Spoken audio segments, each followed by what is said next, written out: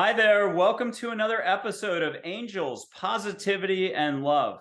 I'm your host, Michael Andre Ford in San Antonio, Texas, and I have an amazing guest. She's originally from Canada, Bowen Island, British Columbia, Anita Adams. Now, she's done a lot. She's helped a lot of people, but I've got to sing her praises on a certain front. She's obviously got the visuals, so she's got the TV presence, but she's got the most incredible voice. If you've listened to her podcast, Joyful Journeys, or Joyful Journey podcast, it's on everything. Apple Podcast, Audible, Google, you'll find it. Listen to her voice. It's going to take you somewhere. I had to get that out first. She's got a book coming out in September, Whispers of the Soul. Again, she is found at joyfulinspiredliving.com. She and I have talked a bunch before. I've been a guest on our show. I want to just say a quick hello to Anita. Welcome to the show. Thank you, Michael. I'm so happy to be here. What a lovely introduction. Well, we're super excited to have you on because you have so many topics to talk about. You literally are in the middle of your own journey. You've moved from Canada with the whole family. Husband's retired, son has decided to join you with his music and everything in Portugal, outside of Porto, if I got that right. That's And correct. yeah, and so you do a lot of biking, you do a lot of exploring, but you do a lot of inner exploring. And what's beautiful about this is, if I had to tell the audience one thing about Anita Adams, it's continual exploration, no fear. Doesn't mean it doesn't pop up, but she takes it as a challenge to find the highest vibration out of it. And she doesn't just experience it herself, she shares it. And she shares it not just a little bit, but beautifully. So you're going to want to check out this book. She knows what I'm talking about, because if you've listened to one of her shows, they can be as short as 3 minutes, 7 minutes, 13 minutes, or when she has guests on, they're closer to an hour. Check out anything by her. You will understand immediately why I am trying to do a full stop on the entire show to describe her. If you've heard Eckhart Tolle in his audio versions, you're driving, you listen to Power of Now, A New Earth, his voice has a presence to it. Well, hers does too.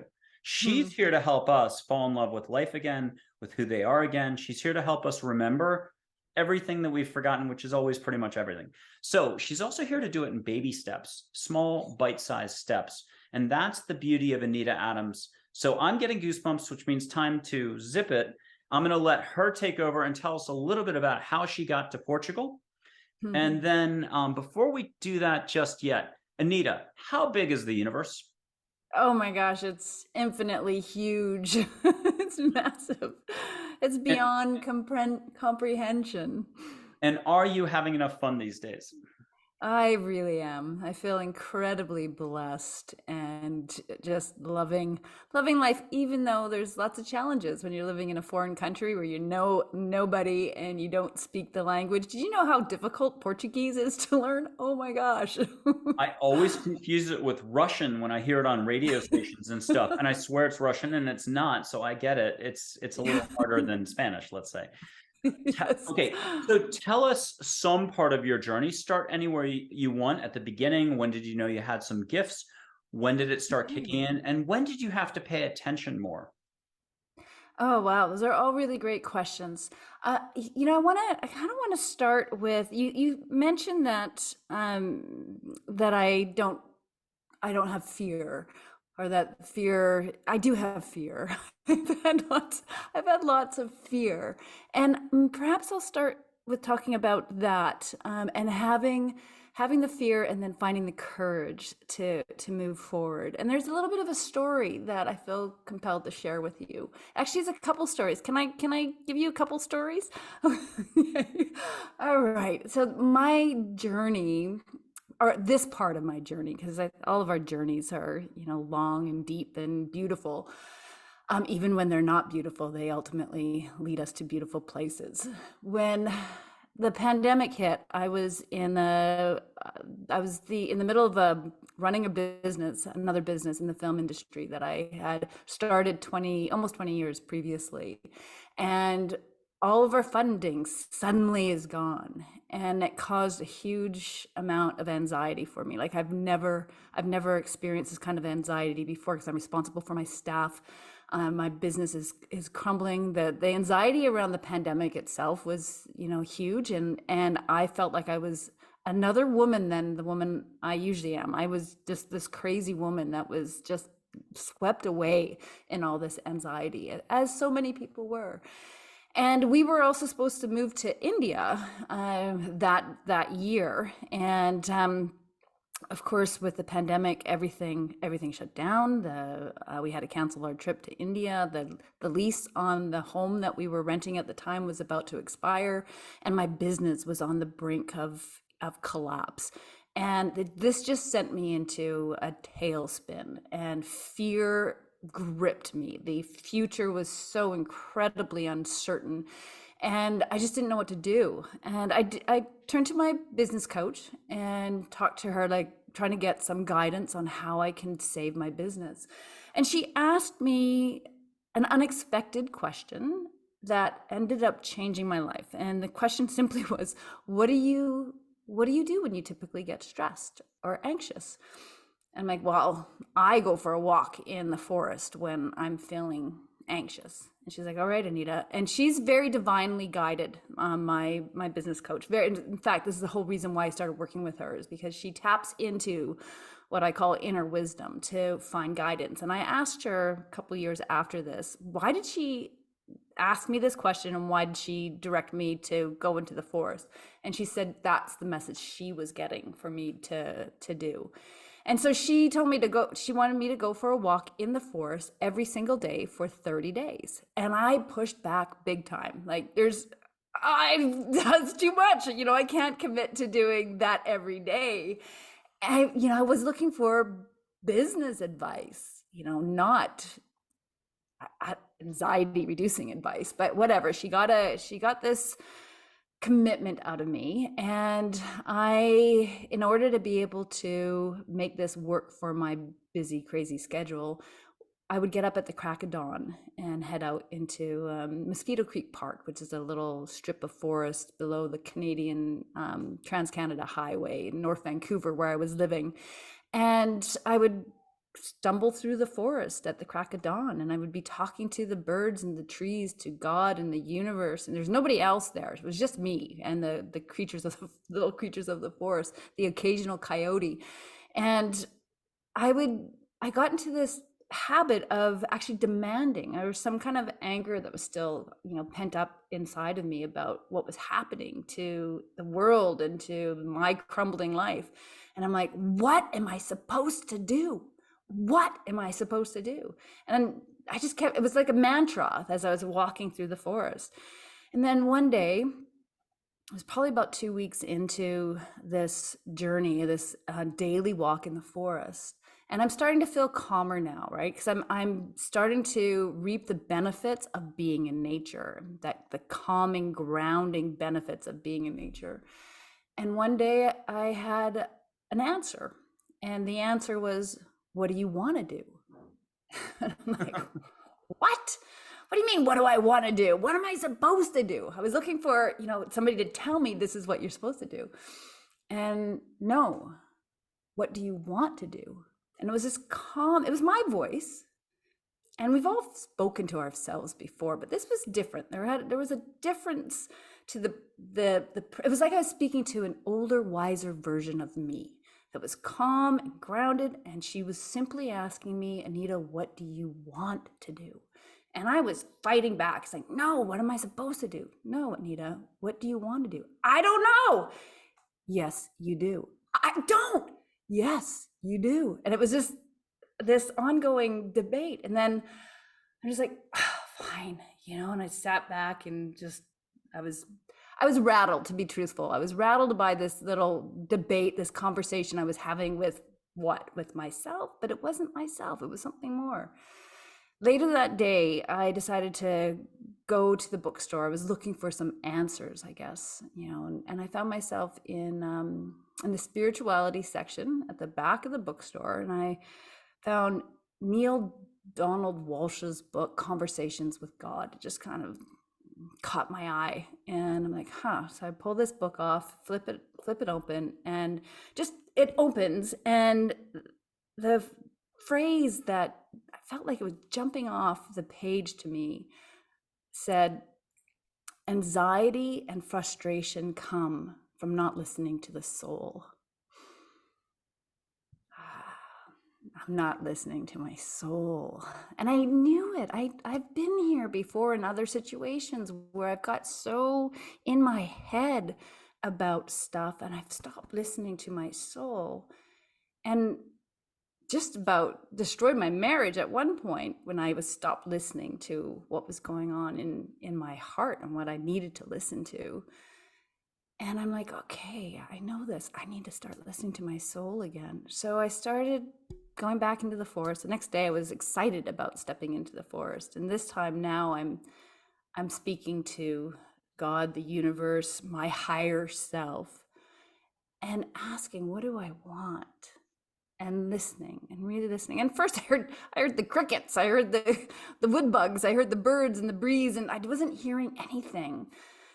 But I knew that I would if I continued to persist, if I continued to get grounded, to be connected to the here and now, to really take in my environment and connect with everything around me. That's when you connect with your higher self, with your soul voice. And after probably another week, another 10 days of this daily inquiry, this daily looking inward and asking, I heard the whispers of my soul directing me. And I got a few directions. The first was when I asked what I want to close my business. And that was like, what? No, I want to save my business. Do I really want to close my business? And I fought that for a while because that was my identity.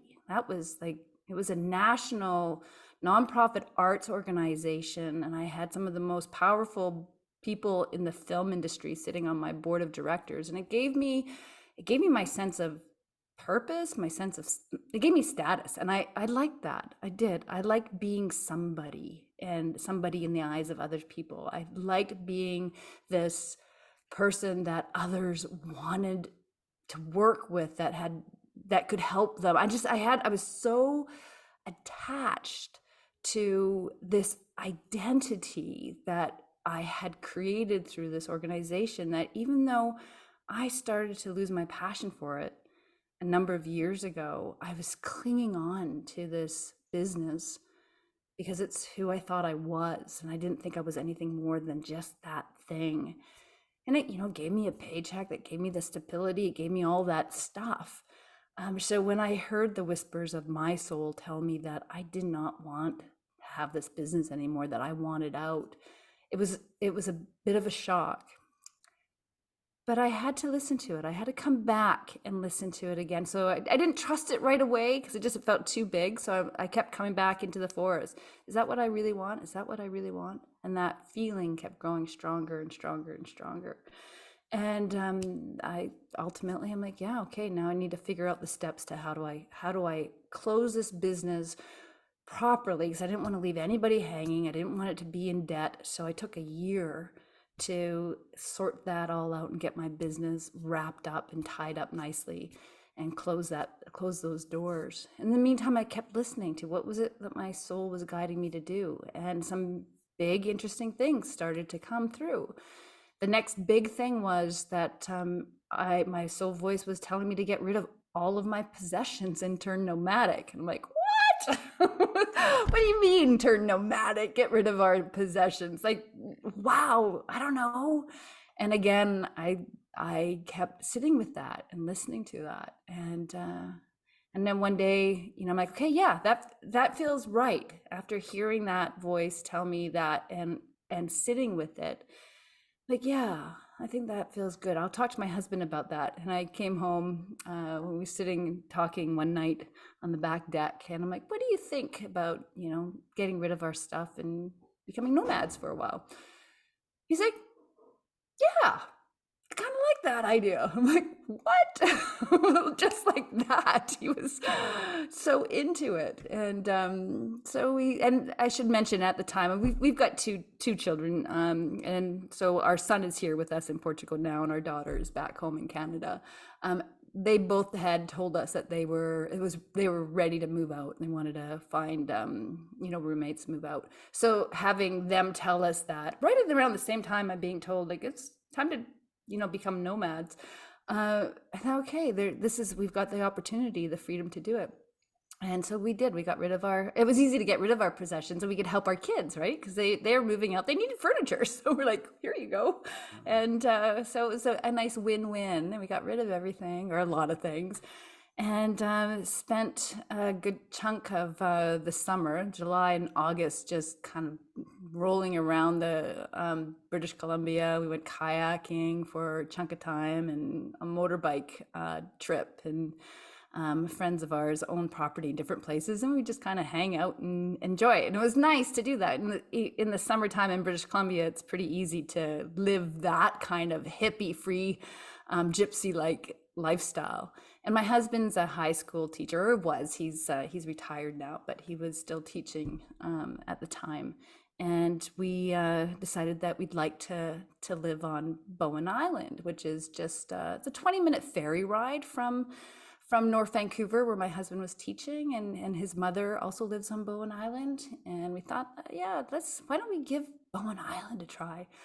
And so I go out into the forest again. Now I've got a dialogue going with my, spirit guides and my guardian angel and the universe.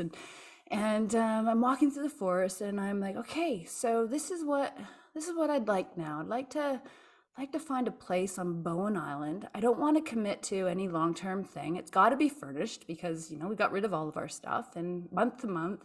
I'd like it to be bright and lots of natural sunlight. A big sun deck would be great. It's got to be a minimum of 3 bedrooms in case our kids decide that they need to come back home. And it'd be really cool if we can have, an ocean view. And it has to be at least $1,000 less than what we were paying in North Vancouver. And thank you, God. Thank you, the universe. That was the end of it. I put that out there. And and one other thing I asked, I wanted arbutus trees. I love arbutus trees. Arbutus trees are they're just a beautiful tree that has this orangish bark, and it's specific to the Pacific Northwest. You won't find it, I don't think, anywhere else, but beautiful, beautiful trees.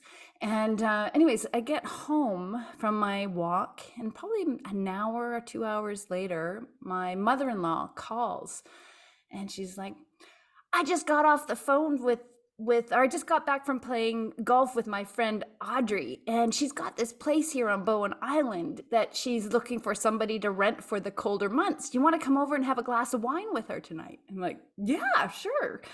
And so we're driving over to Audrey's place, and my mother-in-law says to Tom, my husband, and I, she's like, whatever you do, don't agree to rent this place yet. We'll go take a look, and if you like it, then you'll call her back tomorrow and you can let her know that you like it. And so we're driving down this dirt road now, and we see this incredible, beautiful, like English style house that's like right on this bluff overlooking the vast Pacific Ocean, with this big, huge, sun-drenched deck. And Tom and I turn to each other and we high five, and we're like, we're in. We haven't even met Audrey yet. We haven't seen the rest of the house, but it was so spectacular. And anyways, it was everything I asked for and more and better. Everything I asked for and better. And I just feel like God, my angels, my spirit guides were there. They were listening. I was so clear about what I was looking for, and I had so much joy and gratitude in my heart, which I've come to recognize as a really important part of that whole manifestation process. But I think a really important part of it, I was receiving the messages about what we need to do. And what part of it was to let go of our stuff and be open to where the universe is going to take us, and lean in and trust. And this is a lot of the stuff that I talk about in my book. It's about leaning in and trusting. You don't need to have it all figured out. It's just the next step that you're going to take. And that one step for me was to say to the universe, this is what I'm looking for, and wow, the universe delivered. So that brought me to there, and I've got a few more little. I feel like I'm yabbering too much. Can I tell You're you doing more? great. What a beautiful story. Did you get your trees as well? Well, yes, there's arbutus trees on the property, and not only that, in printed in driftwood is the word manzanita that was put on the house, and manzanita is an arbutus, name of an arbutus bush, but it has my name actually in it, Manza Anita. And so I would tell, this is not true. It actually means little apple in Spanish, but I would tell anybody that would ask, it means Anita's house, Manzanita. Do you think it sounds like Anita's But house? it's the name of a house. Very special when your house is named. I know, right? And yeah, there are arbutus trees, it was so special. And it was it was almost $2,000 less than what we were paying in North Vancouver. I could not believe it. Like just all these things that just fell into place. And so that was a listening to the direction, and it takes you bigger and better than what you can even imagine. Like, I imagined this home, but what I imagined wasn't nearly as good as what I got. I asked for, it would be nice if we can have an ocean view. We had oceanfront property, like I asked for, $1,000 less rent. It was $2,000 less rent. I asked for a 3-bedroom. It was a 4-bedroom. It's just God in the universe, your angels will deliver more than what you can even possibly imagine, so it's that. I feel like that was a really good learning lesson for me. So the next part of this journey is now I'm living on Bowen Island, and I'm going for these walks in the forest every single day. My business, I've been wrapping up the business. It's almost completely. We went to the end of December 2020. I took it to the end of that year.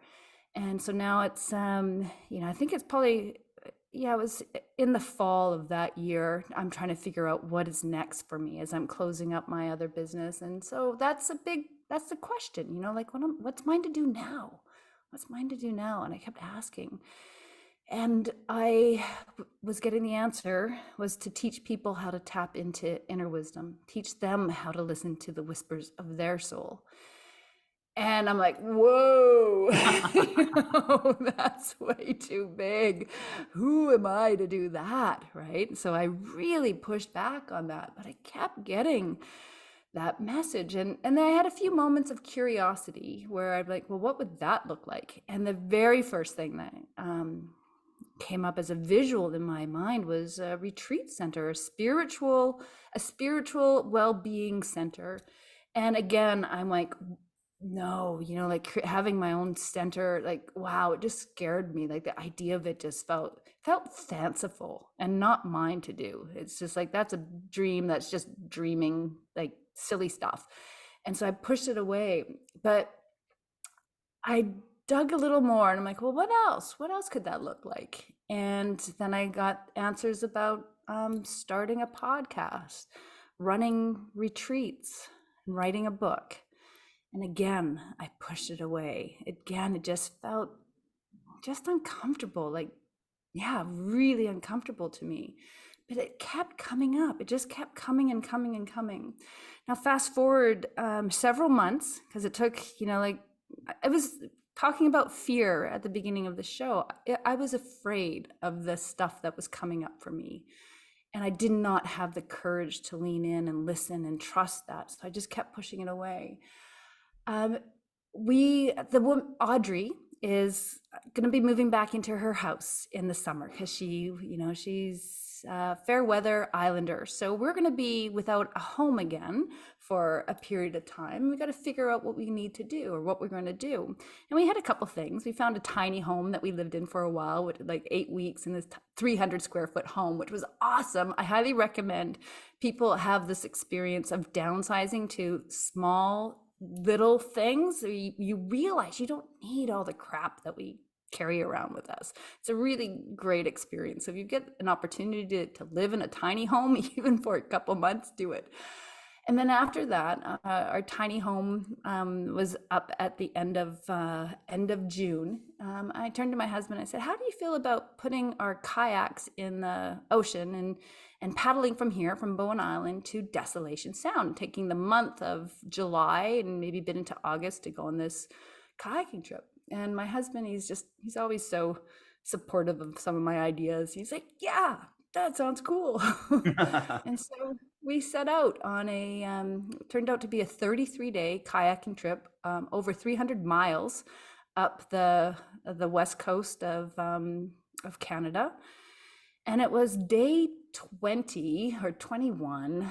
I'm sitting in this little kayak, and it's a 17-foot single kayak. We have two kayaks, and Tom was in a boat about 10 feet behind me, and we're right next to this island up the Pacific coast, and it's completely calm. There's nobody, and it's so incredibly peaceful and beautiful. And all I could hear was the dipping, dripping, splashing sound of my paddle as it's hitting the water. And it's a hot day. This is the summer that was just like killer hot. And I take off my hat and I dip it into the water and I put it back on my head, and I'm feeling the coolness of the water run over my body. And I'm feeling so connected to God, to the universe, to everything around me. And I'm feeling in awe of myself. I've never felt that way before. The fact that I had paddled self-propelled over 300 miles up the Pacific West Coast was a big deal for somebody like me. I've never done anything like that. I've previously had only ever been in double kayaks. So this is the first time in a single kayak. And I'm like, wow, this is so incredible. What else have I been telling myself that I can't do? And I really can. And I'm just sitting there thinking about that. And then I hear that voice, my voice again, but really calm, older, wiser. Yep. And all she said was, "It's time." And I knew exactly what "it's time" means. It's time to step into what I've been called to do. It's time to find the courage to move forward with this vision, listening to the soul voice that's guiding me to teach other people to listen to their soul voice. It's time, Anita, it's time. And I said to myself, okay, when I get back, I'm going to figure this out. I don't know what it's going to look like, but I'm going to figure it out.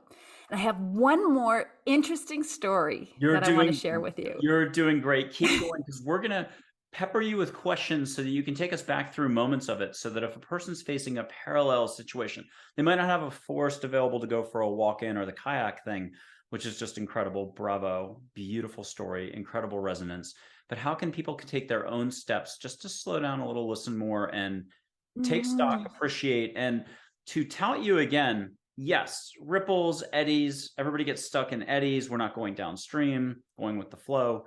Mountains, whatever you want to call the ebb and flow of life. When we're talking ebb, it happens. Thinking, my drama, my situation is, my problem is, I can't, worry, fear, doubt, stress. We're given something and we're like, what? Disconnect. But what's beautiful about Anita Adams, and I'm going to do the compliment all over again before she gives us the next story, recounting her journey, is again that quintessential inner fearless, peaceful warrior that she wouldn't have ever in Canada said, okay, I was the Tarzan or Jane or whatever that metaphor is from the Hollywood movies, or I was the sojourner, word I don't use. I was the actor on stage who seized the lines and exceeded the producers, the director's instructions, and had the crowd standing to applause. You have been doing this quite a bit, and you're delivering in those broadcasts, and you share with us the quaky moments that you then turn into more light and more fun and more expansion for yourself. So I'm going back to the compliment from the very beginning. Mm. Keep going with the story. Give us that third installment. I love this. We're hearing Okay. Anita Adams' journey Well, and how she got to such amazingness for all of us.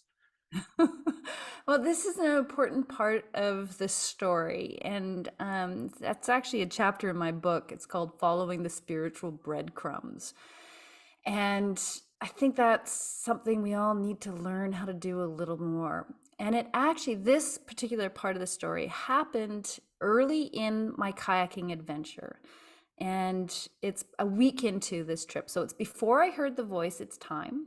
It's a week into our journey, and it's hot. I'm tired and I'm hungry, which is a lethal combination, according to my husband. And he ever so wisely suggested that we pull into a bay and have, pull out our trail mix and have some snacks, and just sit. We weren't going to get out of the boat. We were just going to sit in our boats and we're going to just take a little bit of break and have some trail mix. So it's the beginning of the journey. It's a month-long journey, and I've got a bag, like a big Ziploc bag full of trail mix with Smarties and banana chips and almonds, all the good stuff. And it's wedged between my boat, between the sidewall of the boat and my seat, so I can, have it in arm's reach. But it got stuck on something, and in my haste, I'm trying to yank this bag out, and it rips. And there's, Smarties and peanuts and banana chips flying everywhere. And this is supposed to last me the whole month. There's no place that you can replenish this kind of treat on this kind of kayaking trip. And I'm like, oh my God, and I'm freaking out. I'm scarfing the food into my mouth because I don't, and trying not to lose it. And then the bottom of my boat is covered in my trail mix, but there's also like an inch of seawater there. So I'm losing all this stuff. And so my husband's like, okay, let's pull over onto that beach that's right here, and we'll get you another Ziploc bag from the back of the hatch, and we'll save what we can. And I'm like, oh, okay. So I paddled to shore. Tom, my husband, he wanders away from me, which is smart. Again, we've been together a long time. He knows that he needs to just give me space to deal with my stuff. So he wanders up to the top of the beach, and he's looking at the map, for the umpteenth time where we're going to be heading while I'm cleaning up my boat. Meanwhile, this woman wanders down from the house above, because we've landed on like a little private, basically it's a private beach, it's right in front of her house. And she wanders down, and she's talking to Tom. And when I finish getting my stuff sorted, I walk up, and she looks at me and she's like, you look really familiar. I'm like, yeah, you kind of do too. And she's like, what's your name? Anita. I say Anita, and she goes, Anita Adams? I'm like, yeah. And I'm not placing her. She's like, we met at that conference 2 years ago in Los Angeles. And I'm like, oh my God, that's Adele. So I met this woman, Adele, at a conference called Design Your Destiny 2 years previously. And I didn't even know she lived in Canada. And but we connected really briefly at this conference, and we liked each other. We became connected on Facebook, and we said, let's set up when we get back after the conference, let's connect. So I got back from the conference. I sent her a message. We're like, yeah, let's set up a Zoom call. And she's like, okay, I'm heading to Mexico for, a month. When I get back from Mexico, we'll do this. So we had a couple little tiny interactions like this after the conference. And then that's when the pandemic hit, and all was forgotten. Fast forward 2 years later, I'm on her beach, on the stretch of, like, there's hundreds of these private little beaches. How on earth did I land in front of like her house? And I'm somebody that does not believe in coincidences. I believe those are spiritual breadcrumbs, and it's our job to figure out why. Why did this happen? And fortunately, Adele is also holds similar beliefs. She doesn't believe in coincidences. And so I said, okay, we need to figure this out. When I get back from my kayaking trip, I'm going to reach out to you, and we'll have a conversation, and we'll just sort of explore, why have we landed in each other's lives again? And so fast forward, now I'm on my, that day 21, and it's time. And I'm like, okay, I've got to lean into this, do this thing that, I'm going to learn how to do a podcast and how to run retreats and and do book. These are the things that I know are mine to do. And I get back and I set up an appointment with Adele, and I start talking to her about we're learning about each other. And she tells me that she's got a podcast and she does retreats. I'm like, no way. So she ended up giving me the first actually series of steps I needed to figure out how to move forward with launching a podcast and doing retreats. And she gave me some really incredibly valuable information, and she was instrumental in helping me move forward with that. And yeah, I believe that she was the person that I needed, that the universe put in front of me before I even knew it, before I had even committed to this plan. She was put in front of me to help me figure out the next steps. And more recently, I've started a mastermind, and Adele is part of my mastermind group, and we're supporting each other in our respective businesses. And it's really cool. She's a really incredible lady, and I'm glad I listened. I'm glad I acted on the picking up the spiritual breadcrumbs, and so that's our job. When a coincidence happens, I believe it's our job to just ask why did this happen. So a simple example is, if you've been thinking about a particular book, and one other or two other people mention the same book, go buy the book or go to the library and pick up that book. You're meant to read that book. There might be a message in that book that you're meant to read. Or you hear of, you think of a friend and somebody else mentions that same friend, call the friend. You need to connect for some reason. These are just little things that we need to pay attention to, and we're tuning in to what those little coincidences are. You just have to simply ask why, and then explore where it's going to go, and you'll be fed another breadcrumb. So there you go. That's my story. I love it. And that's part of a chapter, the breadcrumb part, for Whispers of the Soul, a book coming out in September. If this is all about clarity, well-being, joy, following your path, learning about your path, learning about yourself, learning to trust that you do have more to learn about yourself, a path, that the universe is bigger than you can ever grasp. Anita, as you can tell, with these beautiful insights, these stories she's sharing about her journey, is here as a guide for us with a lantern, a lamp, a flashlight, a roadmap, a treasure map. You're the treasure. Get to hear. Let the universe do its job. Don't worry about the how too much. She's living proof that you can not just ask for the breadcrumbs, find the breadcrumbs, not worry about the birds eating the breadcrumbs, and live a unique journey. Tell us about your podcast. It's Joyful Journey, and it's literally everywhere you can find it. And I have to tout her a third time. Let her ears burn or ring, whatever the expression is.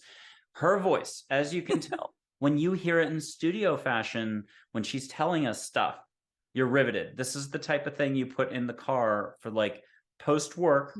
You're in LA, you're stuck in traffic. It doesn't matter anymore. You've got her for the ride, and make sure you've got a couple more episodes loaded, because she's going to transport you somewhere.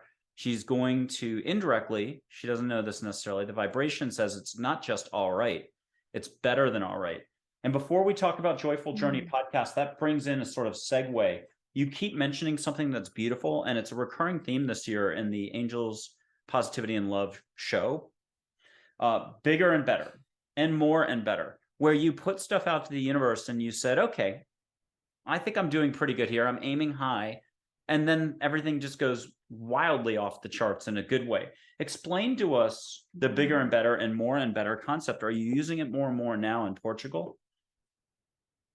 Yeah, it's interesting. I'm in that place again. Coming to Portugal was about embracing the unknown, and what I'm getting better at is stepping into the unknown and trusting.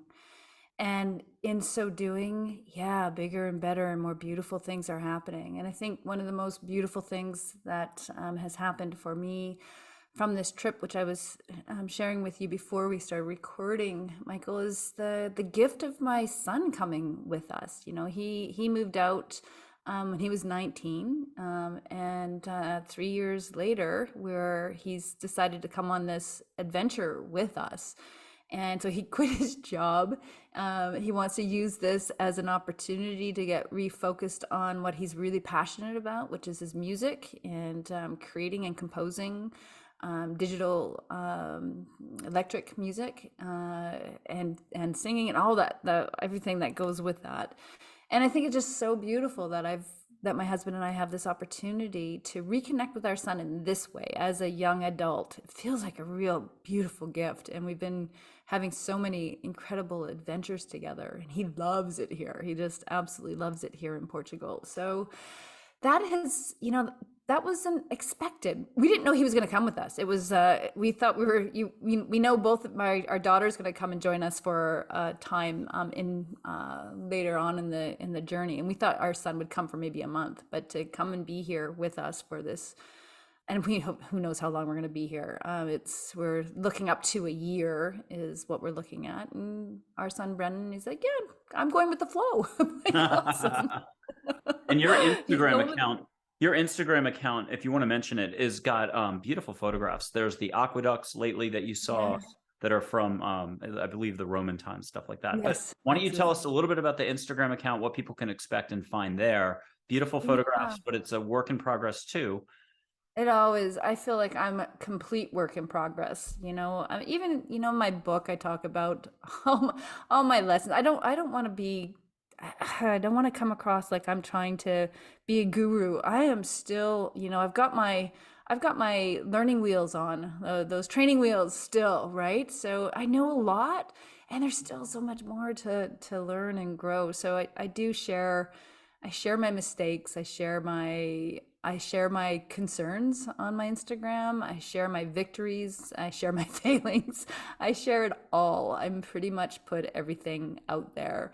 I really love inspiring joy and sharing the simple pleasures, like just the little things, like a beautiful latte in the morning, and how that feels to sit and sip a coffee, a cup of tea or whatever, and do some journaling, or whatever it is. Like simple pleasures, I think, are really a powerful way to live life. So I talk a lot about simple pleasures. I talk about joy spotting. So joy spotting, it's not a term I coined. I can't remember the woman's name who coined that, but I like to talk about joy spotting. Where can you find joy in your day? Just the little things that, children laughing in the park. Just notice, what are the little things that bring you joy?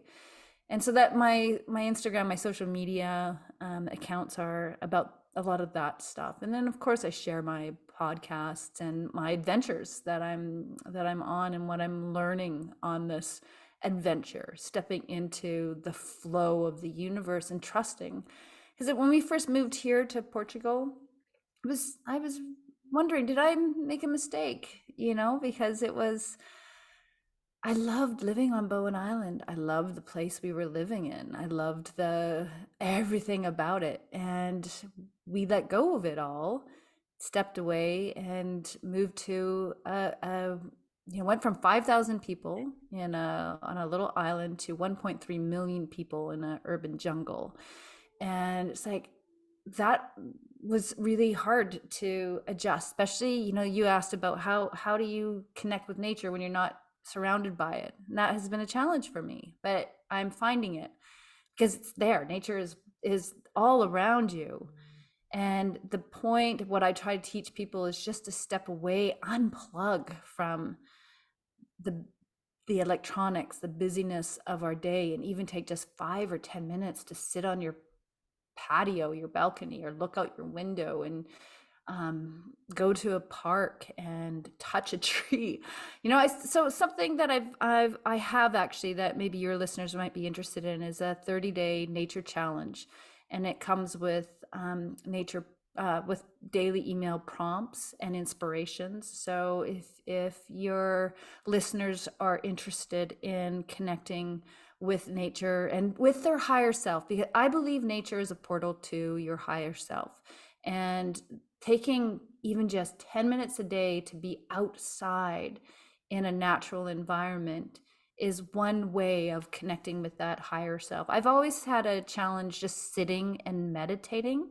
So this is a form of meditation. This is a walking meditation in nature where you just connect with your environment, and it helps to ground you. It helps you to uh, see the simple pleasures. And one of the most important things it does, it helps you fall in love with who you are.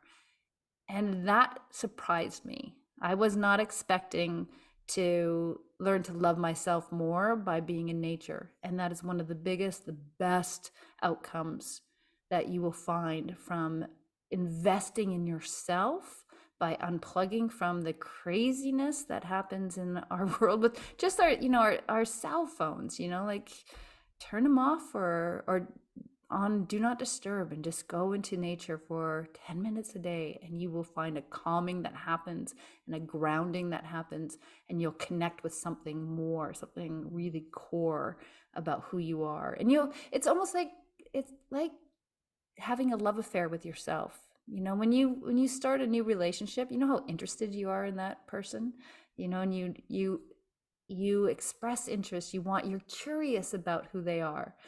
And this is what I believe time in nature does for us when we get curious about who am I? What do I want? That's that inward looking journey. So, Michael, you were asking me earlier, again, I think it was before we got onto this.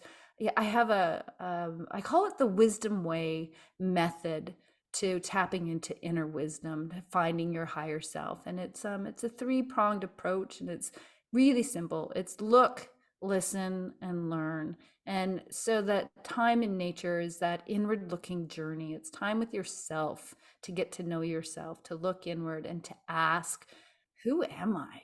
Who do I want to be? What do I want? These big, really big questions that we need to give ourselves time to listen to the answers that come up. So, and then the learn piece, that's the action piece. It's about learning to take action and step into being the person and creating the life you want to create.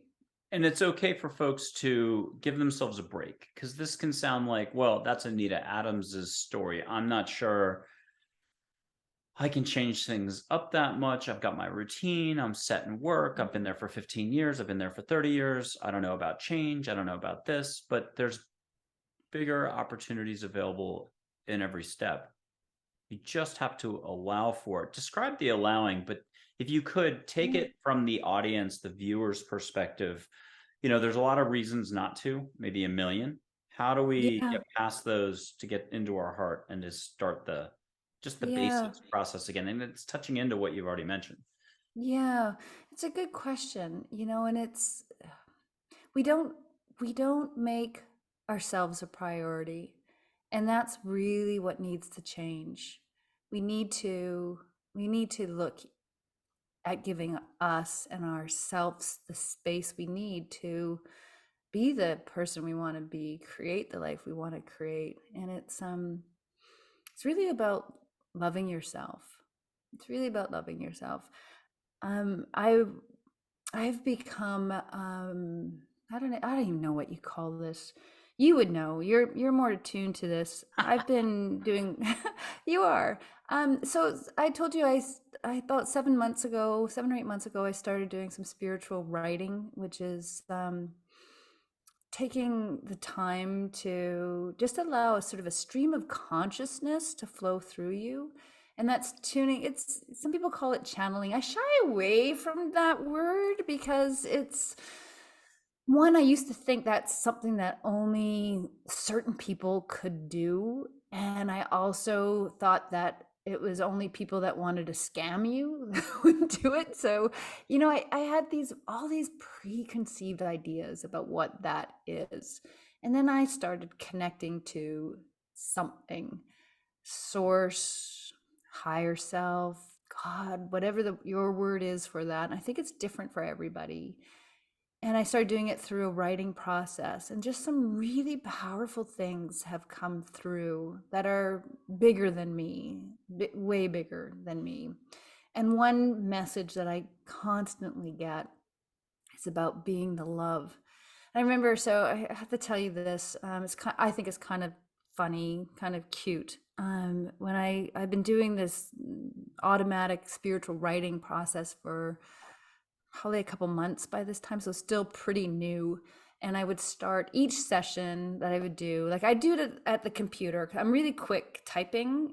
So I would sit and close my eyes, and I would just, I would type my question in, and then I would just let whatever, without judgment. And that's the key. Without any judgment, without any filter, just let it come out. Nobody has to read this, right? It's just you, right? And I've been doing this for a month or a couple months, and it feels cool. And every time I start the practice, I'd always ask, what is mine to understand today? And I would get the same response. You are loved.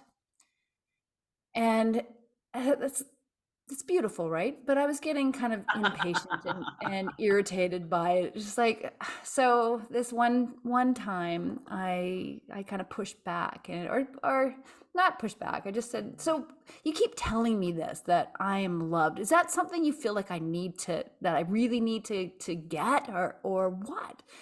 And the response was, yes, you need to get this at your core, and you need to understand that you are love.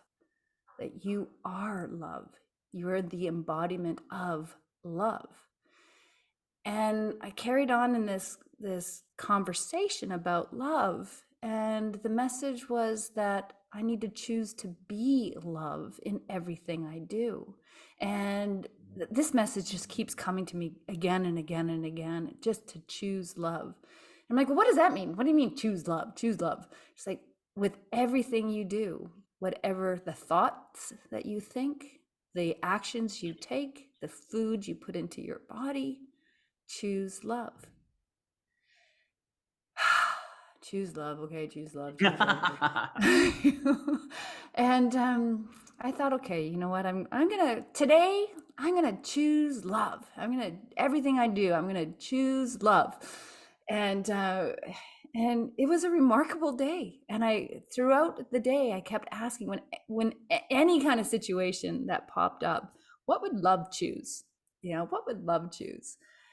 And sometimes I wouldn't think about what love would choose. I would just react. Somebody cuts me off in traffic, and it's like, gosh, like I'm screaming out the window or whatever. And I'm like, well, that's not what love would choose, But let's not judge that. Let's not judge. Let it go. What would love choose? It's like, okay, love will choose to let that person go. You don't know what that person is going through right now. Just let that go. I was cooking, and I was spilling things everywhere, and I was getting frustrated with myself and starting to berate myself for being so clumsy. And I'm like, love wouldn't choose to criticize you for that. Let that go. And just that conscious decision to let that go and to choose love, it dissipated frustration, it dissipated anger. And then I also brought in love with my conversations with even just the clerk at the grocery store, being really kind and friendly and trying to be the love. And the response back, it's like you put that out there, and even the grumpiest cashiers, they start to shift. It's really interesting.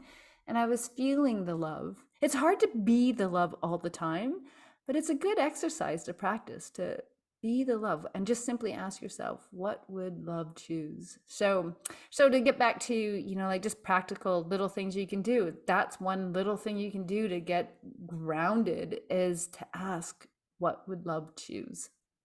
What would love choose? I love it. We'll get some more practical tips for, daily, weekly. This is a big topic for a lot of folks. Now, there's going to be veteran intuitives or people on their path who have defined their path. They know where they want to go. But there's plenty of folks who are like, I don't know about any of this. It's like the word channel or any other lingo. It could be cultural, could be from a country, it could be philosophical, religious. It could be you used to be that way and no longer because, those words don't serve. So I think the message is everything's really big, and you do have to find your own way. Anita's been the journeyman, the journeywoman, the journeyer, and the joyful journeyer. Let's do it that way. Any which way you pick, which phrase works best. But I think she's here to remind us that you can get started anytime, no time like the present. Yeah. But it's going to seem like leaping off a waterfall, like Last of the Mohicans, I will find you, and then poof, over the cliff and into the mist. And, 3 weeks later, you're being found. And that's maybe a good metaphor, actually, for finding yourself and the self-love. So maybe you can just give us a pep talk on, it is a big deal. Yeah, you might travel the world. You might downsize. You might do this. You might do that. But on the other hand, you don't know. It's your own personal, unique life path waiting for you, your own self-discovery. Give us a reminder that it'll be big. It'll be amazing. You won't be able to expect it, foresee it. And that's the thing about change. That's the thing about going to your heart. Your heart is already in sync with everything, including the change. Yeah. It's ready for the change. Yeah. How do we get with the program and give it a go?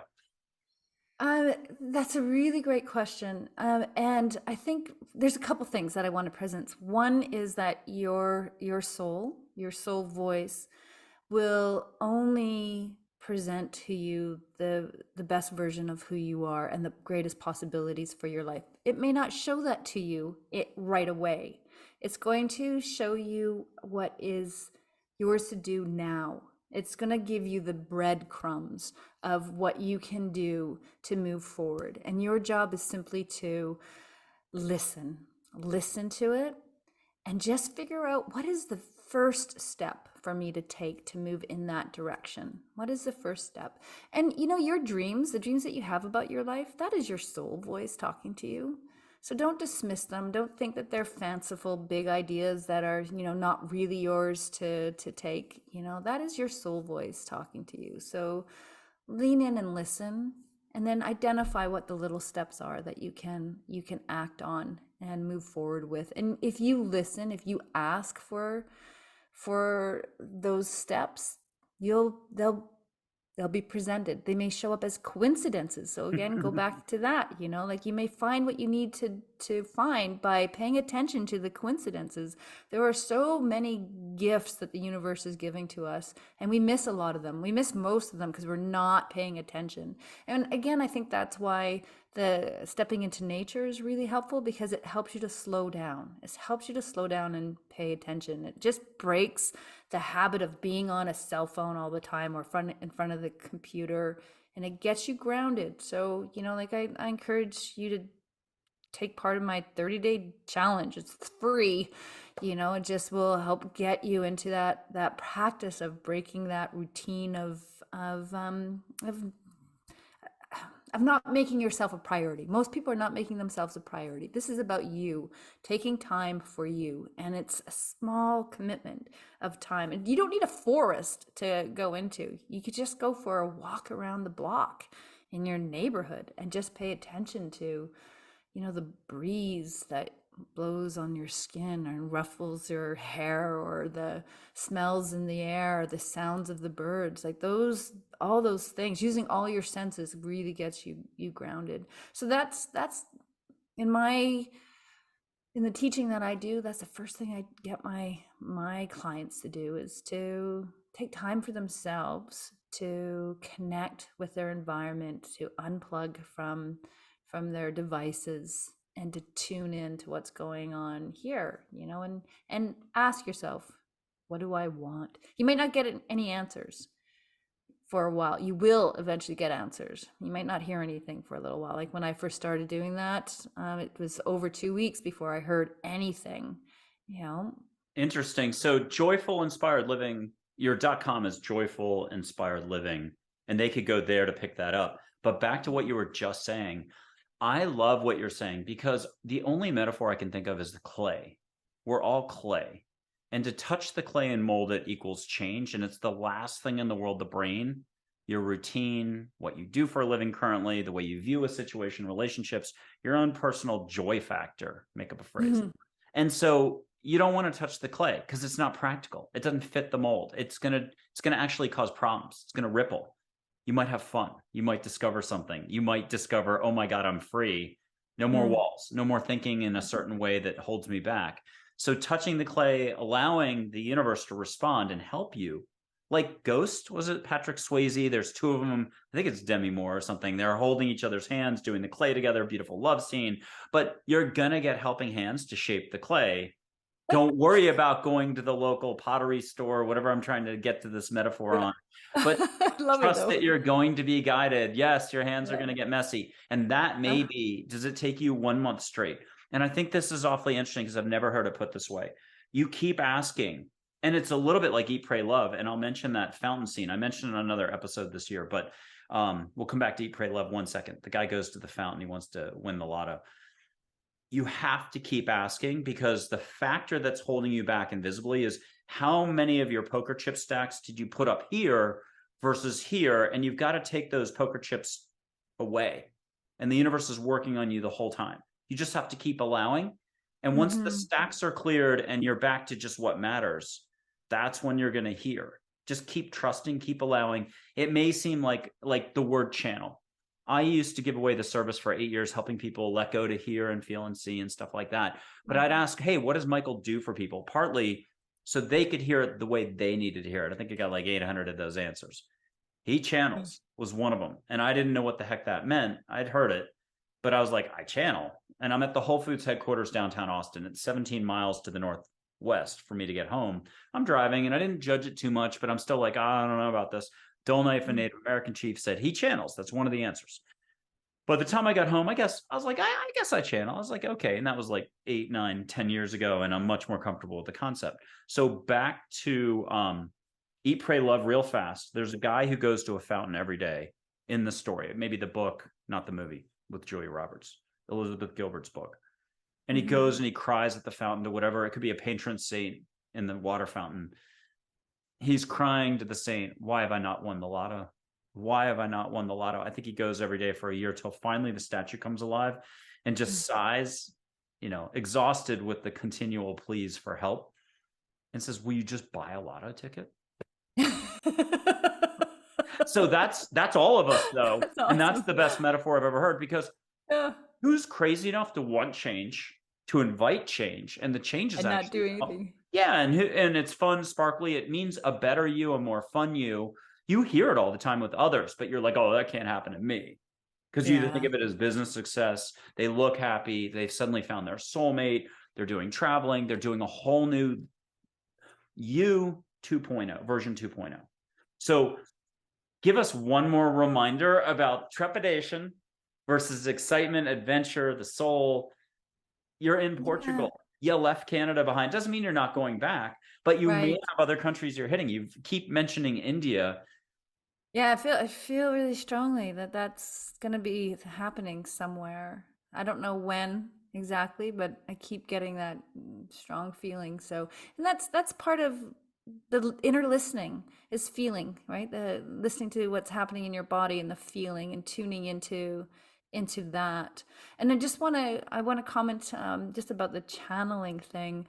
I believe we all have this ability to connect with our spirit guides, angels, God, whatever it is for you. We all have that ability, and we just need to give ourselves the space and time for that. And I think that's something that takes self-love. And that's why I keep coming back to that. Like, you got to love yourself to be able to give yourself the time and the freedom to hear, to listen, to be guided. What about the person, though, who's watching and they're stuck? They're like, yeah, but I look at my life and it's flat. It's this. I don't even they've lost contact with the concept of love. How can you remind them just to slow down and to trust the flow, that it hasn't left them? They're still intact. How do they know? I would direct that person to take 10 minutes and get out into nature. Nature, we do not give it the recognition it needs in so many ways. I said it earlier, nature is the portal to your higher self. And in your time, just going for a walk, making time for yourself. First, the simple action of saying, I am going to take this time for me, is an act of self-love. It's saying that I'm important enough. And this is really important to do that, to recognize that you are worth this time, to block this time out for yourself. Go into nature, and all you need to do to start this journey is to get present with your environment in the here and now. Just notice everything using all of your senses. What do you smell? What do you hear? What do you see? What do you feel? Take it all in. And when you are present to the here and now, as Eckhart Tolle has said in his book so beautifully, that you let go of the stories of the past and the worries of the future. And it's the stories of the past and the worries of the future that keep us stuck. So by getting present to the here and now, that's where you create the magic. And for me, this is okay. Some people get this through meditation. I can meditate better now, but I've never had an easy time just sitting in a chair or on the bed, closing my eyes. Like it's become code word for nap now, meditation. I'm gonna go meditate, It's like, yeah, you're gonna go have a nap. This is what you're gonna do. But when I walk in nature, that's when I really feel connected to who I am. And unfortunately, a lot of people listening to this, there will be a small percentage of people that will commit to it. It's not hard to do, though. It really isn't. And when you make a commitment, and I'm going to plug again the 30-day nature challenge, because it takes a chunk of time to create a new habit. And when you start to experience the benefits of this habit, which are far reaching, I mean, there's so many studies that have been done on time in nature. It reduces your stress. It helps you to sleep better, and it boosts your happy hormones. It does so much good for you. And just the physical act, the exercise is really valuable for you. And then there's the connecting with your environment, and you start to fall in love with your environment. So this is an interesting thing that happened to me. In nature, you start to see the imperfections of nature. You're surrounded, but nature is not perfect. It's beautifully imperfect. Like the trees are slanted. They got these bulbous things on them. There's something in my neck of the woods back in Canada. It's called dog's vomit slime mold. That's what it's called. Dog's vomit slime mold. It's gorgeous and ugly and just so cool. But that's part of nature. And it's this ecosystem that works so beautifully together. And so what happened with me is I started to notice the imperfections of nature and how perfect those imperfections were. And I started thinking about my own imperfections and how they're perfect in their way. They make me unique, just like this forest is so unique and perfect in its way. And so that's where I started to feel that love for self. It started to expand from the basis of this love for my natural environment. Just really powerful. And it's hard to put into words when you just need to experience it. You need to put the time for yourself in nature, and you will start to see the possibilities for your life, because that's when you create the space to listen to your soul voice. Now, sitting in the community pool, in the pool, with your arms up on the edge of the pool, it's August somewhere with lots of locusts, deep south, wherever, big trees. That counts if you're taking in nature, or the ocean, a pond, lake, whatever. Being in water, around waterfalls, getting out of what you know when it comes to the hustle and bustle and moving fast. iPhone, if it's computers, iPhone work, and you're not able to pet your dog or say hi to your family, you're working too hard. You're up in the brain. If you're taking a breath, what has everybody been saying lately? You said everything starts to repeat, and when you get 5 of the same, go buy the Alex B. Jones Smith book, and 5 people tell you the same book, time to buy the book. But lately, people have been saying 2 seconds in, 4 seconds out, breathing. Good way to start. And then buy yourself some clarity, just a little room for clarity. So the thinking that's good thinking drops into your heart, and you start to get with the program. Absolutely. And if you absolutely can't get outside and go for a walk, then, sit by the window or on your patio and just take like 3 minutes, put a timer on it, 3 minutes to how many things can you notice using all your senses? Just get present with the environment, and that will drop you in your body.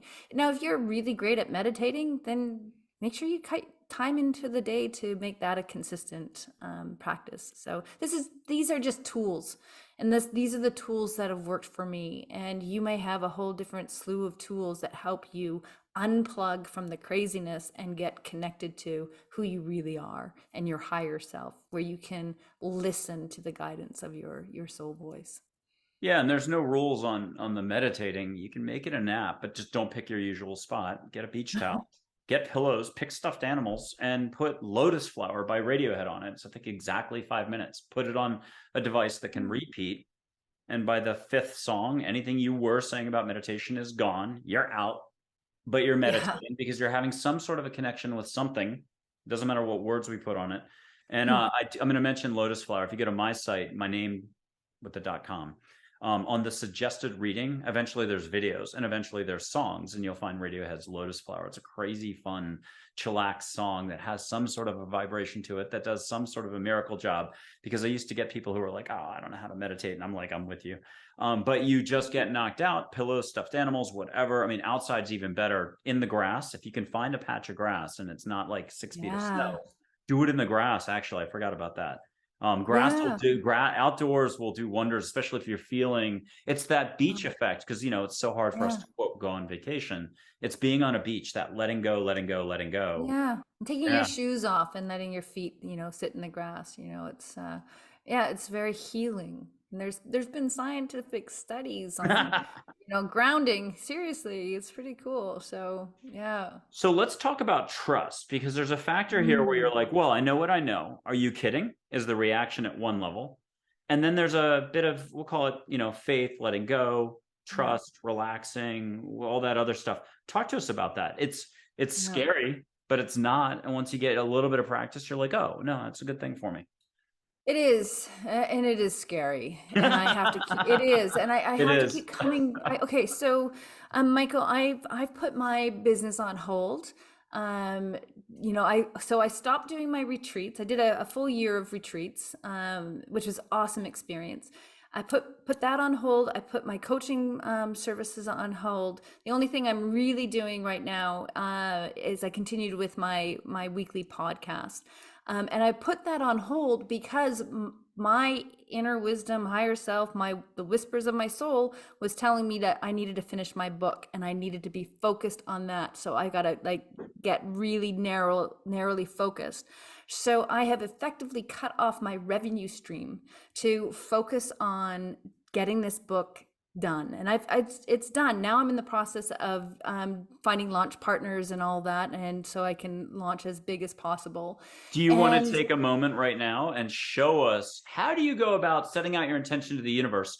Talk us through and use this as an example. Then privately, you can keep the words to yourself, but you're asking for not just like 2 or 3 launch partners, but back to, remember you said this at the beginning, multiple different ways, and more and better and bigger and better. So it's 7, and you're coming back on a year from now talking about who those launch partners are. Show us how it is to put it out I've got there. it.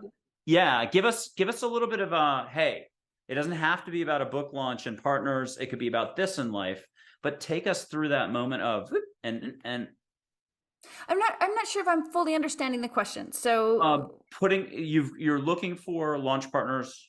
You're looking for something to happen in the future, and you've done yeah, this already in so many other parallel ways. You've yeah. described your journey. How would you put it out there? And you can do it silently, but give us a little coaching so anybody Oh, who's I see. watching can take their Yeah. version instead of a book. They're like, well, I do want a better apartment, or I do want to find my soulmate, or I want to go on this trip, but I can't afford it yet. How can I relax Yeah. about this to let the flow come in?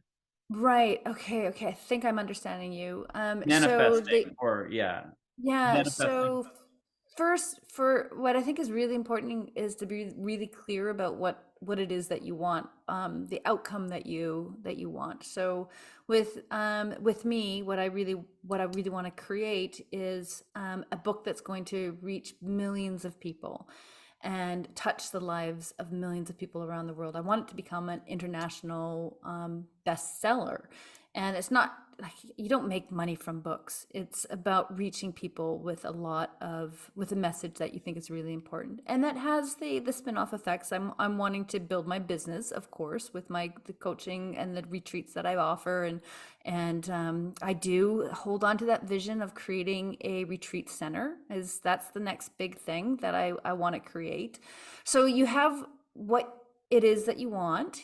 You create that the vision for what you want, and then you have to let it go. And that's the hard part is letting it go. So you put it out there, and then you let it go, and then you say, okay, now in order to get here, what I understand is mine to do right now. And this comes from asking. So I ask, what do I need to do now? This is my daily spiritual writing that I do. What do I need to do now? And the message that I constantly get is finding partners, find partners, find partners, find partners.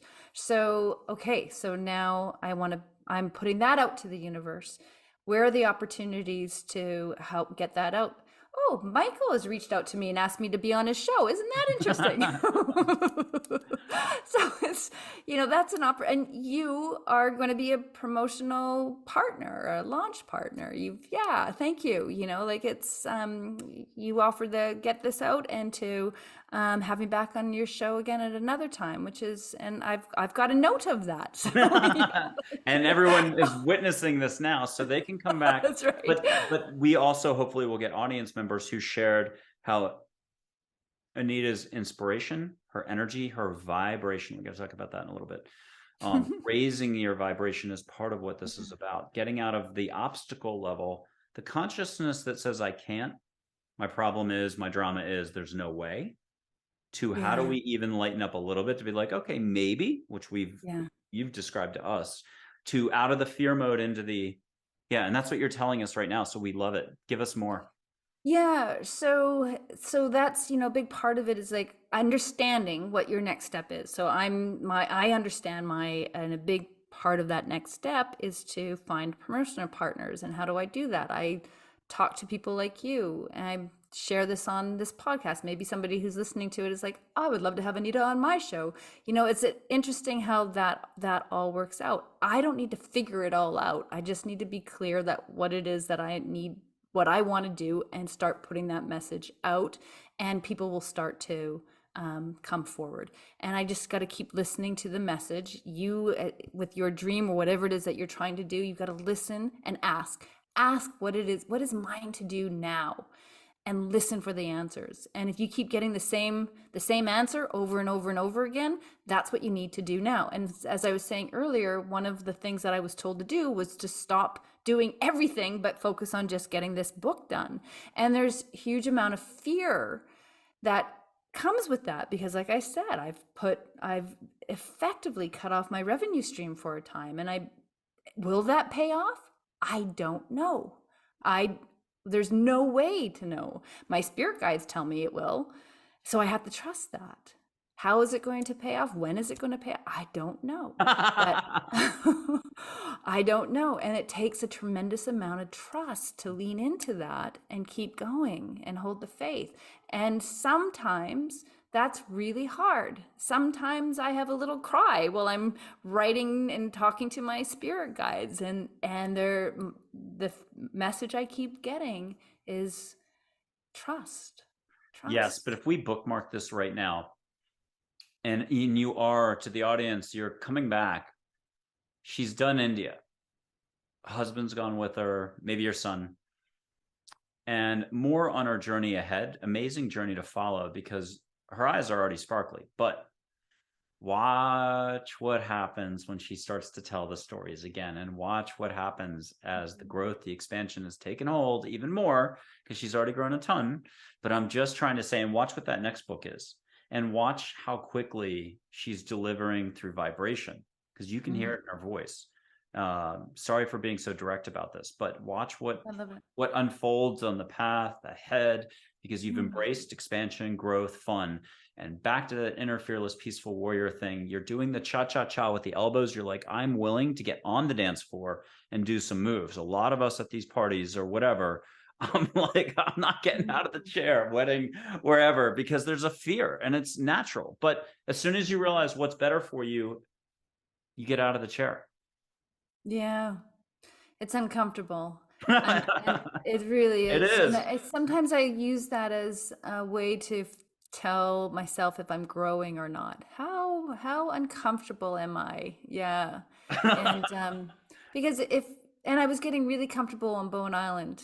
And that's when we knew, my husband and I both knew. It's like, you know what? We got to do something. We got to shake this up. It's getting way too comfortable. What So, is mine to do now? Now that's not yeah. quite t-shirt shortness for a Mm, logo, but right. give us three different ways to say what is mine to do now. How can we, even though we've got to go through the routine, pay the bills, do this, do that, we're busy. How can we take a time out to smell the roses, take a breath, give us a little reminder, say it three different ways so it starts to penetrate. We've got thickness up here, density. Mhm. How do we penetrate I that don't know. I don't density? know if there's a shorter way of saying that. What is mine to do? What is mine to do? What is mine to do now? It's really, that's it. What Okay. do I want? There you You go. know, so some people, I had one of my clients, she pushed back on this. What do I want? She said, that sounds like such a selfish thing, not a higher self thing to do. And I get where she's coming from, but if you are really tuned in to your soul is only going to paint a picture of the best version of you, and you in the highest and greatest good for all.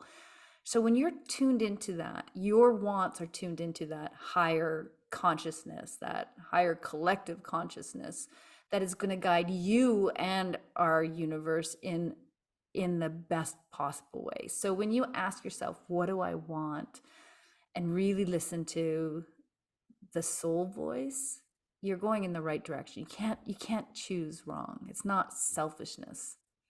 And I we need to change that belief that we're being selfish when we ask ourselves, what do I want? Absolutely beautiful. I love it. Okay. How about I blow some sage smoke and then I'll put some photos of angels up or Native American chiefs or Mother Teresa or whoever. But maybe you're going to get a topic. So if we broke it up and we only did one photo like in 15 minutes because you got another suggested avenue of thought to talk about Mm. or something of inspiration here. You've got remember small vision to big vision. You've got so many other little things. I mean, you go to her website, it's a sushi menu of topics. Let one reach out to you, and it's all different lengths. So it's appetizers, it's desserts, it's You read entrees. my on my podcast? Yeah, and The it's supersized too. So it's really exciting that Yeah, way. I do a lot of Okay. short episodes. So Yeah, but I mean it's because you're yeah. connecting to the universe, getting inspired, you're turning around and Yeah. delivering to us what you're getting for our benefit. Yeah. Okay, so I'm just lighting some sage. People have seen me do this before, whether it's on someone else's show, about 20 of those, where I did this last year out of the 26, or on these shows. And it's just a little bit of sage that you can get at a Whole Foods. It's Juniper Ridge, the company that's on my website. Very stable is not the word. Very consistent product, so I always recommend it. Red-tailed hawk feather, and just allow, catch a little bit of sage. There's no time and space in a sense. You may taste it as Oh energy yeah. here. Yeah, have your guides, have the universe, have angels. If you don't mind me suggesting the word angels for folks if they need help, ask to just catch a whiff of it, but then Hmm. go with it. Like you may be a hardcore veteran healer in Brazil watching right now. Ask it to be more, do more, make it more love up and down your back, send it to your neighbors, send it to their angels, your neighbors' angels, and have it be love. And so, Anita, will you describe for us the smoke that you're tasting, smelling, sensing? Yeah, it's interesting. I've done this a couple times with you, and it feels like every time I do it, it gets stronger, which is really neat. I love that. I'm feeling it's almost has a sweet cedar taste to me, and I don't know why that is. Maybe it's my own memories of my beloved forest that comes through and whatnot. But yeah, and I can feel it in the back of my throat. I love that. Oh.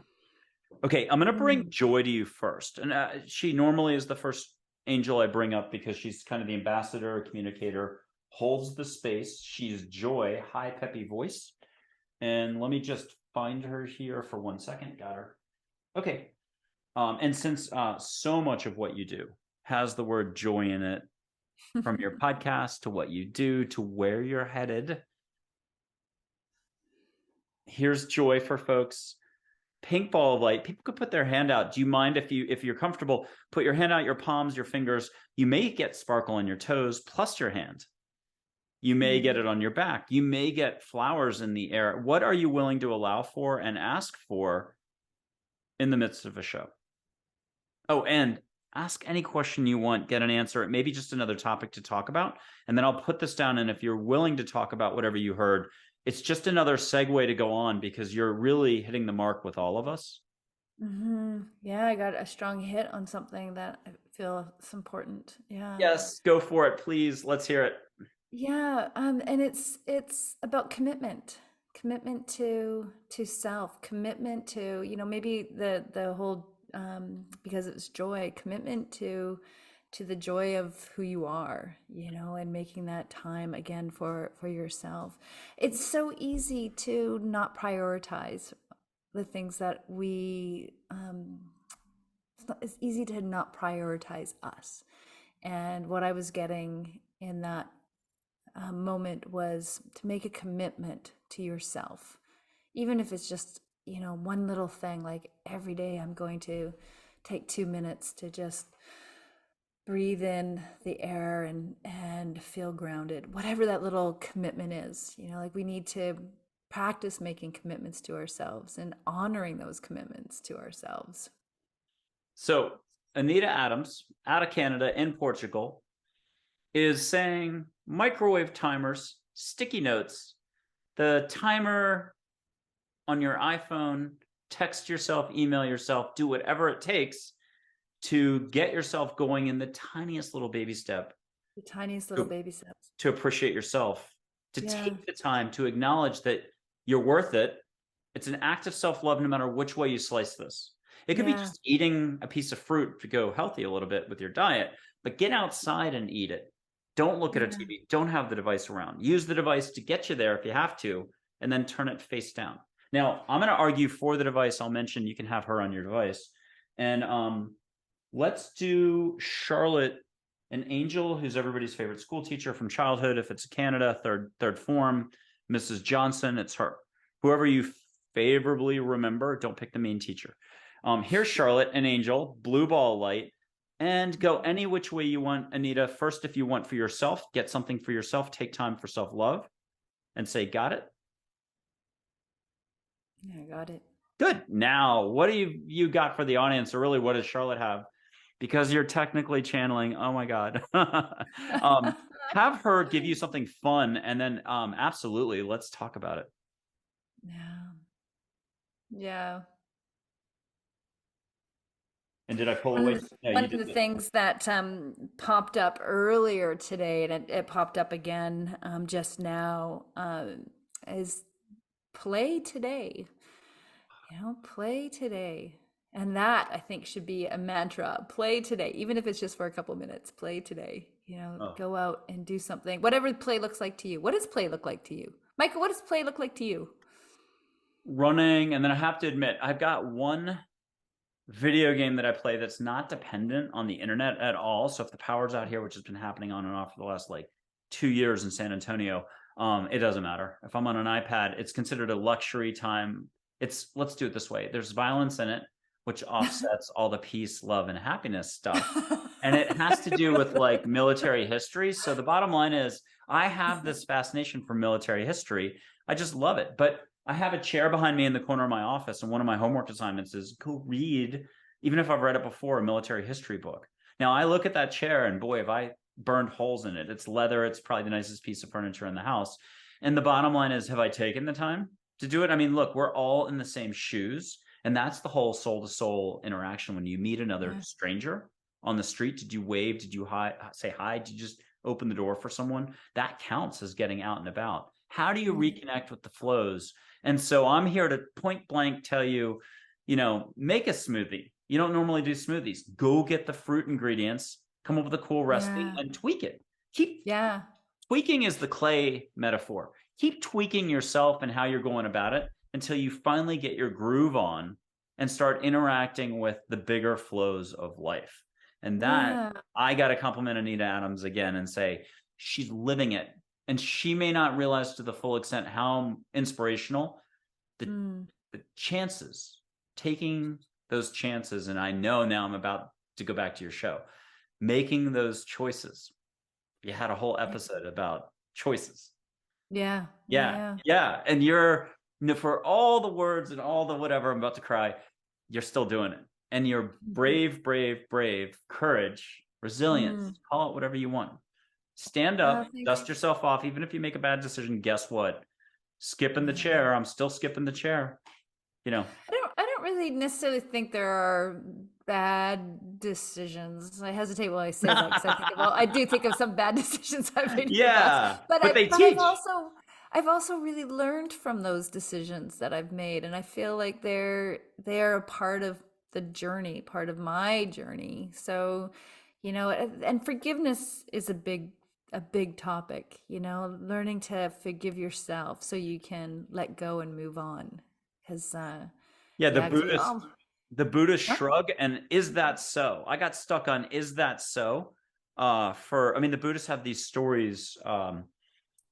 In a small fishing village, a monk hears a knock on his door, and then there's parents holding a baby, and they hand him the baby. They're like, "It's your son." The 14-year-old, the 18-year-old, the teenage daughter has said it was him. So he says, "Is that so?" and takes the baby in. Well, a year later, she says, "Well, actually, the father's so and so, somebody else." They knock on the door and they want the baby back, and he's like, "Is that so?" He hands the baby back. Now, that's a total metaphor, not really appropriate for today's living, but I had a real hard time for how do you do is that so? Stuff's Mm. good, extremely good. Your enthusiasm, you're like, oh my God, I can't believe that happened. I got to get over it. How do you roll with is that so? And also, Angel said it a different way. There's no such thing as good or bad. There's proper understanding. Again, it's in the same ballpark. Are we Yeah, really totally. yeah, Yeah. really that relaxed about stuff that happens to us or what we're going through? How do Yeah. we process it, get rid of it, let it go, and get moving with living again? Well, I think again that goes back to some of the Eckhart Tolle teachings about, being present in the here and now, that the stories of the past keep us stuck if you don't let them go. If you keep, letting go doesn't mean forgetting. It doesn't mean forgiving, forgiving like pardon me. It does mean forgiving. It doesn't mean absolving. So if somebody does something to you that like I had somebody on my show a couple weeks ago, and she had a really tragic background with an sexually abusive stepfather, and she learned to forgive, and she had to. That's the only way that you can move past the traumas of the past, and it's not about forgetting. It's not about, pardon me, I keep saying that wrong. It's not about forgetting. It's about letting it go and not absolving the people that have done wrong to you.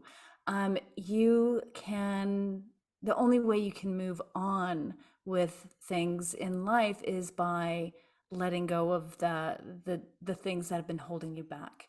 I feel like am I making sense? I feel like You I'm totally made stepping over. no, Okay. you totally made sense. If you're a consciousness field, I'm going to try to say it a different way.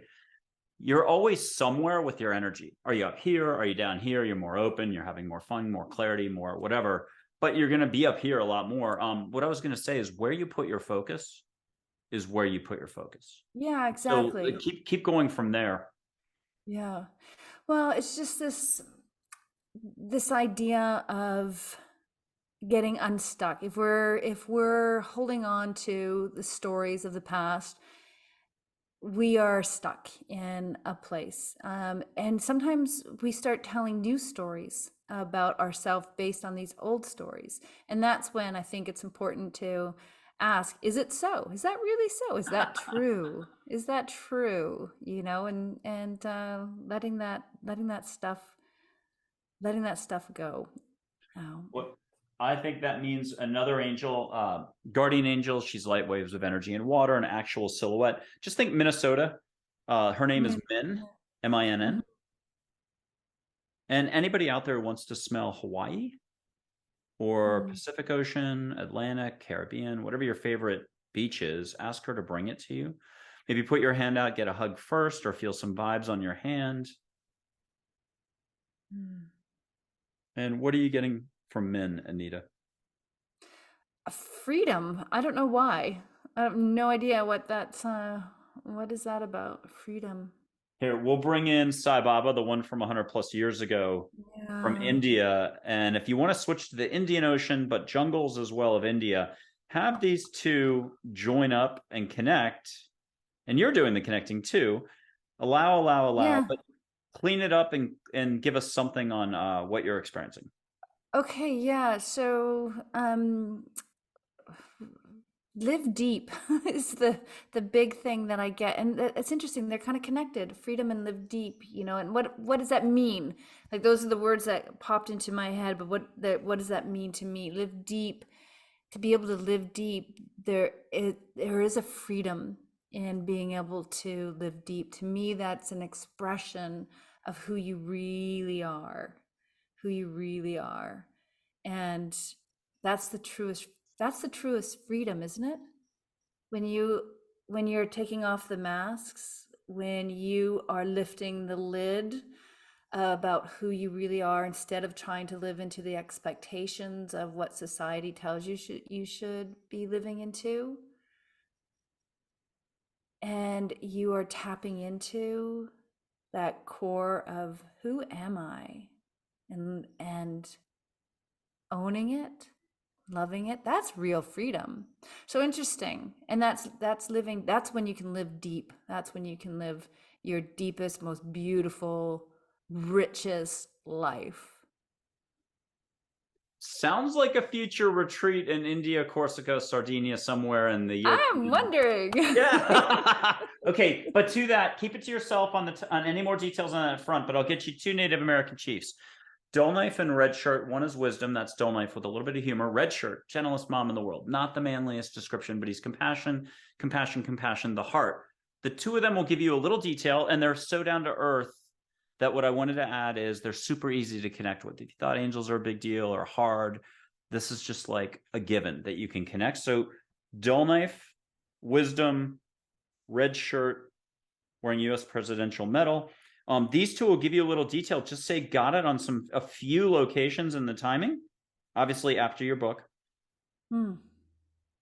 but then turn around on how we can all ask for help and have them remind you of how simple this really all is. You just simply have to ask, allow, ask, and receive. And if you want to, Allow, ask, and receive. That's it exactly. Allow, ask, and receive. yeah, and if you want to catch a scent, tobacco, sweetgrass, juniper, cedar, Yeah. sage, Douglas fir, you get the idea. They'll Mhm. give you a Native American traditional.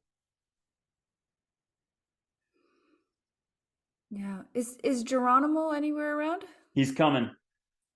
Did you get your scent, and will you share what you got? Yeah, the more of the cedar and the sweetness. I don't know if cedar sweet, but there was a real sweetness to the air. Oh. I love it. Older Geronimo's coming. Now the first two are formal, proper, yes, no, the exact way you would expect, any formal instruction from the universe. But you get to Geronimo, a little unconventional because he's more like a wily Zen master with your best intent at heart. If I said that Mm. right. Yeah, nah, duh. You already know the answer. A little paff on the back of the head. You've been holding off on putting your artwork into galleries for 5 years. All your cousins, your sisters, your husband, your wife, whoever, partners say you really should. And you yourself every day, I really, really should. It's a good idea. And then you forget about it. He'll come in and be Mm. like, what's holding you back? And clarity. So here's Mm. older Geronimo. He's action, action, Mm. action, dry wit humor.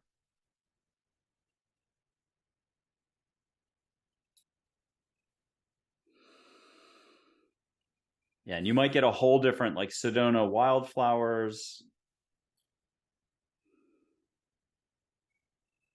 Mm. And So then, yeah, Geronimo, just a little aside, I feel like he's always part of my what I call my advisory council, my spiritual team, that is joins me in my writing. I feel his presence a lot. It's probably the one I get uh, a little edgy, not edgy, but just kind of, sometimes I feel like, come on, like I get this response, like, come on, you know this stuff. Yeah. Oh, I've said this before. But the whole concept of manifesting, what you said about channeling, the word manifest for me isn't exactly the one I would choose, but I mean, it's popular these days. So, sometimes, and this is normal for all of us, we have to hear the same response or the equivalent or better 100 times before we'll accept it. And it could be Yeah, just self-love. We got to keep telling ourselves, I love you, go to a mirror. yeah, But yeah. for manifesting, I turn to a bunch of angels and plus Geronimo. And he gets to Geronimo because I'm like, am I sure I'm really a good manifester? The side of Mike or Michael is not sure. I got to ask and first you got to fill the paper with something. You got to ask Yeah. something. So it's better you ask and just get an answer. But he literally does this. Sweet Jesus, Mike. Yes. And so he does humor. And I'll Mm, share again, there was a consultant in some big city in America. She'd gotten all the answers and the hugs and she's fine. But now it's the seeing part. That can seem like a big deal. You look out your window, it's snowing. That gives away part of the country. And Dull Knife shows up, traditional Native American garb. And then Red Shirt, same thing. But when it came time for Geronimo, he likes to shake things up. He shows mm. up hanging upside down by his knees. When you're hanging like a kid upside down from the tree limb, waving high upside down, which shook her up because he's there to remind you to get to your heart Ah, and that you have it all. And she burst out laughing because, you're a little nervous taking any of these steps. I'll put Archangel Michael up and maybe we can get a mantra from him or something that's a reminder. It's an old show. It's something you tell yourself or hear all the time that allows you to talk to us again on another one of those veins. And so here's Archangel Michael. If you want to put your hand out and feel this one, if you want to get a special smell, perfume, cologne, cooking, ocean, flowers, something super fantabulous that you're like, oh my God. mango. I would have never guessed mango. Good. And then make sure you lock in a great topic that he's with you on because you already do so much inspirational talking. I can't emphasize that enough. If I've bought any poker chip stacks, I've earned anything since January 22nd. We're going to have 16 episodes recorded pretty quickly here in another week. I'm betting all my poker chips on Anita right now. She's been doing a fantastic job on her shows and more. And boy, is she inspirational. Like when you drive, when you go running or the walk in nature, even though she said no devices, cheat a little bit, get out the door with her. And like Eckhart Tolle does, he sets the tone, let her set the tone. So you trust your heart and you can reside there. And then once she's done, whoop, straight to nature, tuck the iPhone in the pocket. Okay, Archangel Michael, what have you got for us, Anita? Well, I actually turned to Archangel Michael very recently and got some guidance on some stuff. And I came out it came out as a podcast today, actually, just today, which will be a few weeks from the time people hear this. But I was struggling with this concept of being content in life and ambitious. Can you have both? Can you be seriously? And Oh it no, bugged me. I get you. I love this topic. This is such a Y- good topic. Yeah, How do and I you was, reconcile the two? how do you reconcile the two? And I was really struggling with that because I feel that the more I lean into listening to my soul voice, the more content I have become. And maybe it's also age. Maybe, the older we get, we just become more, I don't know. But I've also always been a very ambitious person and I still feel ambitious. And I started worrying that, oh my gosh, if I get too content, will I lose my ambition? And so I brought this to my spirit guides, and Archangel Michael is a key one in that. And the answer was no. And I'm like, well, can you elaborate? Tell me more. That you can have ambition and be and contentment at the same time.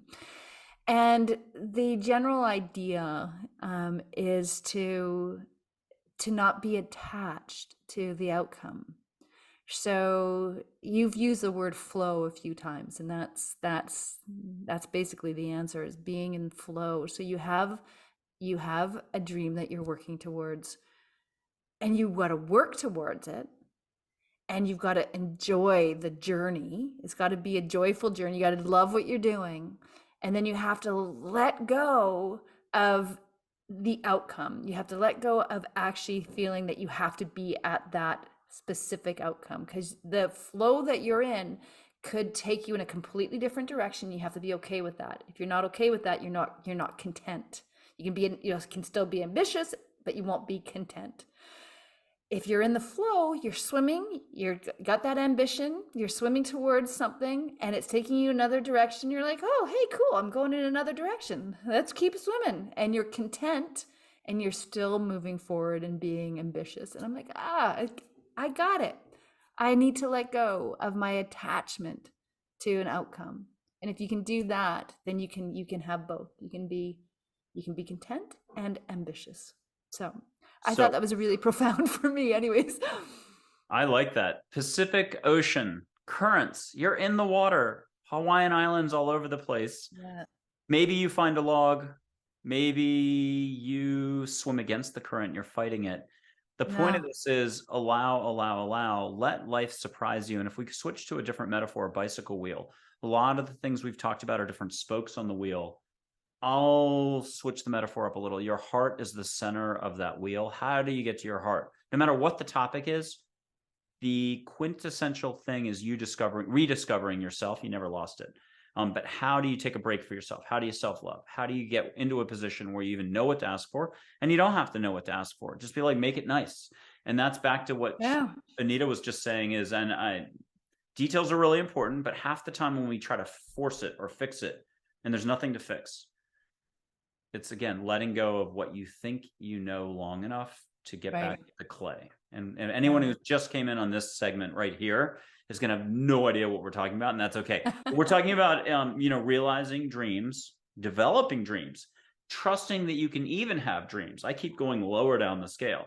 Like, Mm. hey, whatever you think your life is, it can get bigger and better and more fun, more love for self, Right. more love for others, bringing in more loving, happy, higher vibe people as you do the same thing.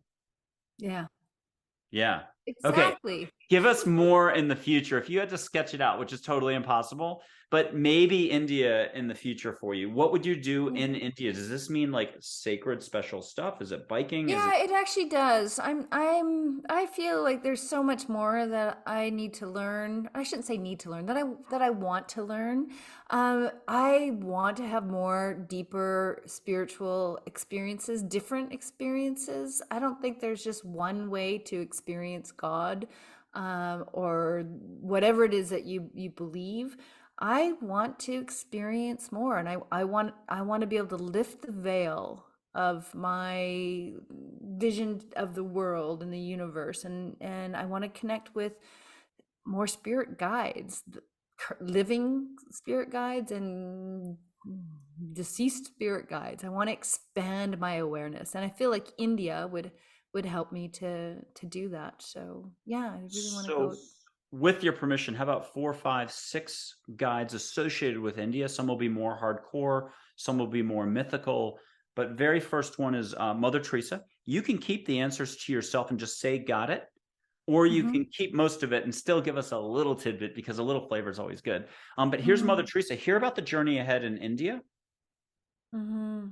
and get an extra hug just so you're not spending your own juice today. Let everybody do the work for you. Just point the Yeah. direction. Geez, I sure love her smile. It just feels so embracing. And that's what I feel India would be embracing. Okay, Yeah. good. Sai Baba, we've already done him once, but have the topic be the trip to Mhm. India. Here maybe the timing. Here's Mhm. something special, a part of the path, a point along the way to make sure you consider. Mm. Sorry. Yeah. Got it? Yeah, I feel guided to connect with a friend that I have in India. that I know I need to reach out to him. I was getting that connect with him. Good. Now, never done before on a show, anybody else's show as a guest or this show, but Ganesh. Absolutely. If you want to think wind in your sails, change, chance, fortune, that's fun. Here's Ganesh, and a great one to put your hand out to.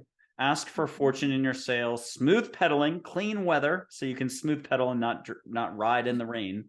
It's been raining a lot in Portugal. And this is one, if you could also share something with us that you're hearing from Ganesh.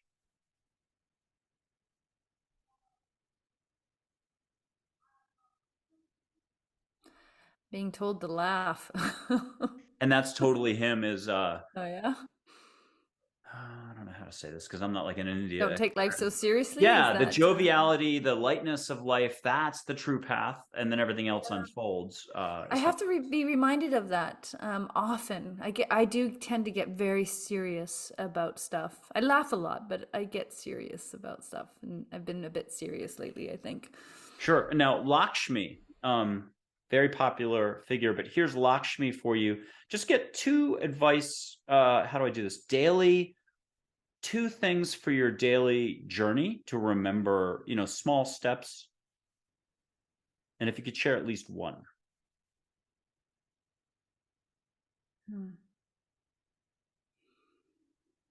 Good?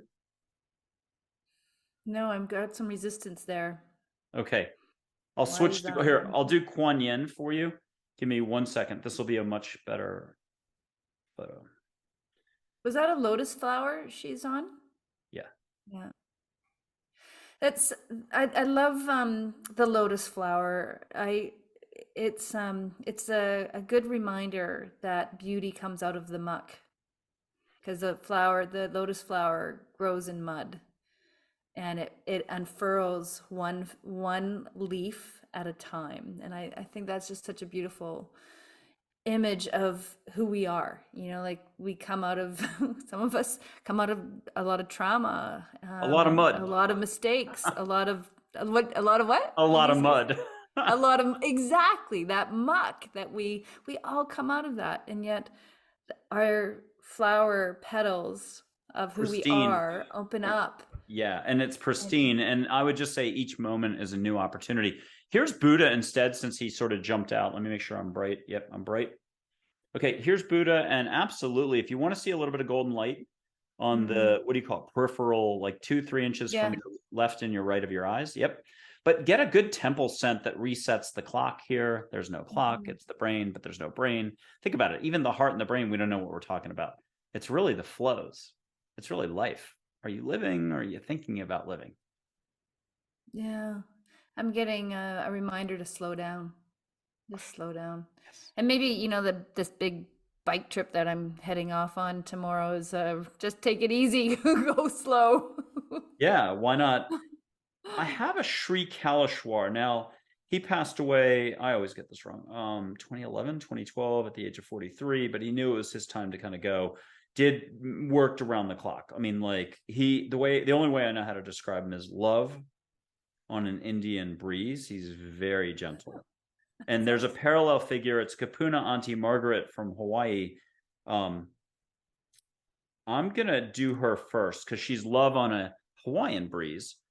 And here is her face in Hawaii. If you want to catch a little bit in the air, she's super sweetheart. And just get a little advice on your journeying. Stay strong. And then I have this gorgeous shot of him. I just have to, here we go. I'm close. Okay, here we go.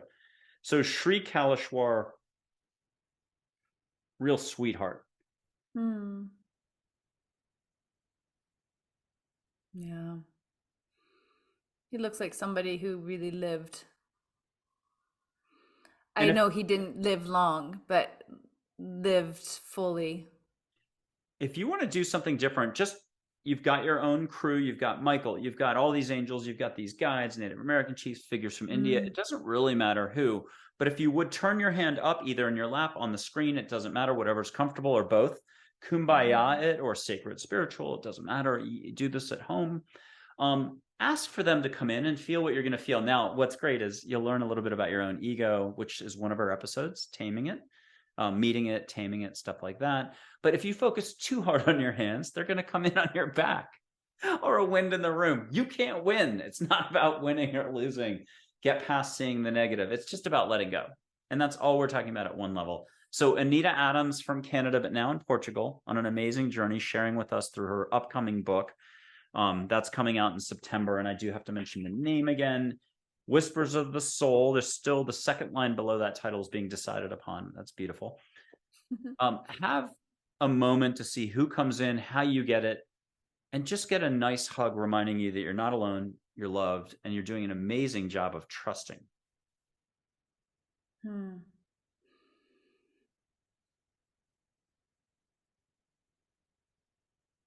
Yeah, I feel swarmed. That's not the right word, but Embraced. embrace is a much Yeah, I better love. word. I was That's more, public but relations. I felt this gathering, if you will, of my spirit guides, which is awesome. Good. And if you don't mind checking on one more figure, we talked about this figure before the show. There's the Divine Mother in India, which I only met last summer thanks to somebody in the Caribbean, we'll put it that way, who was super kind for instructing me on some stuff and more, and just a really nice person. But the tiger that goes with the Divine Mother. Just think giant kitty, furry, warm, fun, pure action, much more in the Geronimo bent, Metatron, if you like angels. There's a John who's a synchronicity angel. Those are my 4 action figures. If you're like a kid and it's G.I. Joe stuff, you want to get stuff done. But this tiger's incredible. And so if you want to hear from your guides, angels and everything, it's totally cool. You can go straight to it. You got the photo right there. You can catch incense. I mean, very special tiger. You can catch the incense from an invisible temple from India. You cannot buy this incense anywhere in America or off of Amazon. This is going to be a unique. Universe is delivering a gentle reminder about India, and you're going at some point. But get what you can get, and the tiger is arrow into the bullseye. We'll tell you what you need to know. It's courage and confidence is the feelings that come from that, you know. And can we put you through the ringer though? Have Geronimo come in and Joy, the Juz. You don't need photos for them. Just ask Joy if she's there, and you'll hear a duh, yeah, ready, whichever way you're going to hear it. Got it? Got it. Good. Can you get 3 big compliments and at least share one? Because it's time to do self-love in front of everybody. It sucks. And you just got caught. And you're going to get 3 beautiful compliments. You only have to share one, but they can each do one. You can hear them in unison. It doesn't matter. You'll let us know what happens. Yeah. You're shining your light. I love this. Okay, let me do this. Let me look. There were so many notes for you. Your show runs literally on Player FM, Audible, Podbay, Spotify, Listen Notes, Apple, Google, everywhere. All lengths. You talk to us. You get inspired. You listen. You've been doing your listening. You turn and you deliver the goods to us. And I'm not kidding. I'll say it for the 4th time on the show. Your voice. I say all the time when I mention Anita Adams, I can't shut up about her voice. I've done that 3 times in the last 6 months. When I describe you to other people, I'm like, there's Eckhart Tolle and there's Anita Adams's voice. Which one do you want to go for a walk with? It's not really Eckhart Tolle. It is. He's a winner. It's cool. But if you want to read his books and fall asleep because you're having a hard time and you want to resist, you fall asleep. The ego will make the decision for you. Okay, you've been sleepless the whole time. Grab A New Earth. Grab Power of Now. Start reading. 1 paragraph in, your ego says, I give up. That's kind of more angel writing or universal love language. I'd rather have you fall asleep, so you'll fall asleep. Anita's different. She somehow makes it all right. She says, you're up here and you're having these difficulties or this is happening. You somehow relate, you let go. She brings you down to your heart with this voice. And so it's more than the voice, it's the message too. So talk to us about, again, people have confusion, uncertainty, they're overwhelmed, they just have questions. How are you bringing clarity, well-being, joy? How are you putting this? You're in a kitchen. You're the recipe. And I don't know which chef we're going to bring in. There's a lot of famous chefs. Bobby Fillet. what do? We get into the kitchen and we're trusting that we suddenly are a executive level chef, 5-star chef, Michelin rated chef. Ow, this is so big. You're giving us a lot to consider. But you are the chef. You are that Michelin chef. And I think that's what I want people to understand, that it's all about you. Yourself. You have all the answers within you. It's there. You don't need anybody else really. You just need to listen to what's going on inside you. And that's it. You are the superstar. Right? And that's what I want people to understand, that you have the answers within you to create the life you want by just listening, tuning into your soul voice. We all have access to that. We all have access to the whispers of the soul. There's nothing special about me. Absolutely nothing special about me. You have that ability to tune in and listen to your own soul voice. And if you do, you will tap into the most beautiful, rich life, one step at a time. You're not going to have it all figured out, just one step at a time. And the way in is loving who you are. And that might take some time. It might take some time to really learn to love who you are. And that's why you need to invest time in you, getting to know you. Start a love affair with you, whatever that looks like. I keep pushing the stepping into nature thing, but your love affair with you might be something completely different. And that's totally cool. Just fall in love with who you are and the world will open up to you. Oh, I love this. Now, one last question. We'll start wrapping it up and stuff like that. But what chapter of your book, besides the one you mentioned, comes to mind next? When you said all that, give us a teaser about the chapter. Don't reveal much if it's still supposed to be saved for September, but give us some segue into your book again, because you've already touched upon it a bunch of ways. I have. Yeah, I talk about failing forward, which I think is a great concept. Fail forward is the way we move forward with our lives. We make mistakes, we stumble, and we fail forward. So the only way you actually fail is when you stop trying to move forward. So that's a chapter in my book about failing forward. And I shared time in my life where I failed over and over and over again, and it was humiliating and horrible. I'm not going to tell you the story now. Oh yeah, no. but it's it's the lessons you learn by moving forward through failure. But if it was all smooth, glassy, clean sailing the whole way, it wouldn't. It never is. Yeah, exactly. So you've got to have that for greater successes, for greater foundations, for greater reaching for the sky, whatever you want to call it, letting the universe do its job. With your permission, can we do one last thing? Only the highest intent and love. All of our thinking, the human stuff, off to the side. Let angels actually do all the work. But I'm going to put my hand out to you on the screen. But here's the deal. You're going to give permission for the audience to feel your higher self only, with the angels blanketing you with love, protection, and everything else. But give audience members a chance. First with me. I'm doing my left hand, and I did this to break my structure. But see if you can feel my energy. You're in Portugal. I'm in Texas. Do I put my hand up too? Yeah, and feel what you can feel. And I'm going to go back on a little bodyboarding trip when I'm in the water, and I'm going to start breathing more. Try to raise my vibe is what I'm doing. And let me know if you feel. I'm feeling your energy now. Yeah, 100%. What do you feel? Just put some words to it. So, oh my gosh. I just felt that. Love. Good. You got a lot of love in you, Michael. And you're, as I say before the show or whenever, you're a good judge of character. Thank you very much. Okay, exactly. I love that line for any compliment. That's my tip today for everybody going forward for a good laugh. Anybody compliments you, say you're a good judge of character. Okay, I'm going to pull back, but could you leave your hand up for folks so that they can feel you? Can they see a little bit of your fingers at least? They'll get a few fingers. I see. Yeah, I didn't do it. Okay, Yeah. so at home they can replay this, but take breaths, go for a walk, do the blender, make a smoothie, pet your dog, watch a comedy, take a hot shower, listen to her, and even hold your iPhone out and do it on the walk. Text, compliment, whatever, comment section. By the way, subscribe and like, and then go to her show and subscribe and like. She wants Apple Podcast reviews, by the way. I Thank We never you. talked about that. I'm doing good here. Yeah. Okay, but feel what you can feel. Do not judge. And if you're worried about it, do this or go to a lighter. I had to do this at the very beginning 10 years ago or 11. I was like, oh, I don't think my hand works. So I was like, can I even feel flame? I was like, okay, hot shower. Yeah, it's hot, cold. Okay, just trust, get some confidence. Who cares? You can do this. You got this. Just do it. And feel what you can feel. Now, last thing, you can drop your hand. And you were talking about failing or falling forward. Now, I've done this before, but I haven't done that on the show. So what I'd like to do with your permission is, actually, can we connect again and do this?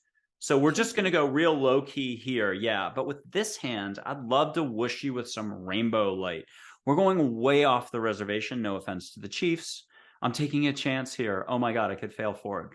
But I mean, I've done this before. I haven't done it on the show and I want to do something extra. So let me blow in my hand. I've never done that in the last year to kind of clean up here. Only the highest intent. And it's really angels sending you rainbow light. You'll feel it somewhere on your body. And now, if you don't mind giving us your two fruits, this is a private thing between us. She's given us a couple of topics that are private to her that maybe angels can work on. I think they've already worked on it the whole show. You're getting worked on all the time. What will you allow for? But if you don't mind saying those two fruits, I remember them, but can you say them out loud? I've been eating one of them while we've been on the show. Blueberries. I got a bowl of blueberries here and oranges. Perfect. So I'm going to whoosh you with rainbow light, but it's really the tiger. It's really Geronimo. It's really Mother Teresa. It's Michael. It's everybody. And just say when you feel it. Yeah. Okay, and I'll do it 2 more times. And allow. And on the third one, privately make a request that it go big and it goes to your family or whoever, but it goes to their angel team to decide how the love gets distributed. There's a second one. And here comes a third. And if your eyes are shut, which they are, I'm going to pull away. You can just stay in your kumbaya moment with the eyes shut. I'm going to blow through the microphone. Pacific Hawaiian breeze, maybe let them bring you ocean. And feel a little spritzy on your nose. It's the ocean. Pacific spray, adventure. Nice job. Anita Adams out of Canada in Portugal. September, Whispers of the Soul. Go to her website, joyfulinspiredliving.com. Everything is there. She has a great Instagram site you need to follow because aquifers, the ones from the Roman days. She's got, I know exactly. That's not quite the reason why, but she's capturing moments and even her hashtags tell the story. They set the vibe. She's got really good hashtags. I pay attention. Okay. So thank you so much for being on the show. But is there a final either speech or reminder? What's ahead for all of us? How can we have more joy on our inspired journey, Anita Adams? Simply remember to be the love. That's the answer. I know it almost sounds cliche. I get it. Everybody talks about love, and that's really what it is. Be the love in everything you can. Choose love. Choose love. Choose love for yourself and everybody you cross paths with. I love it. Beautiful experiences ahead in India for you and yours. Wishing you well on all fronts. We'll speak soon. Thank you very much. Anita Adams in Portugal. It's been a pleasure. It has been. Thank you so much, Michael. It's always fun connecting with you.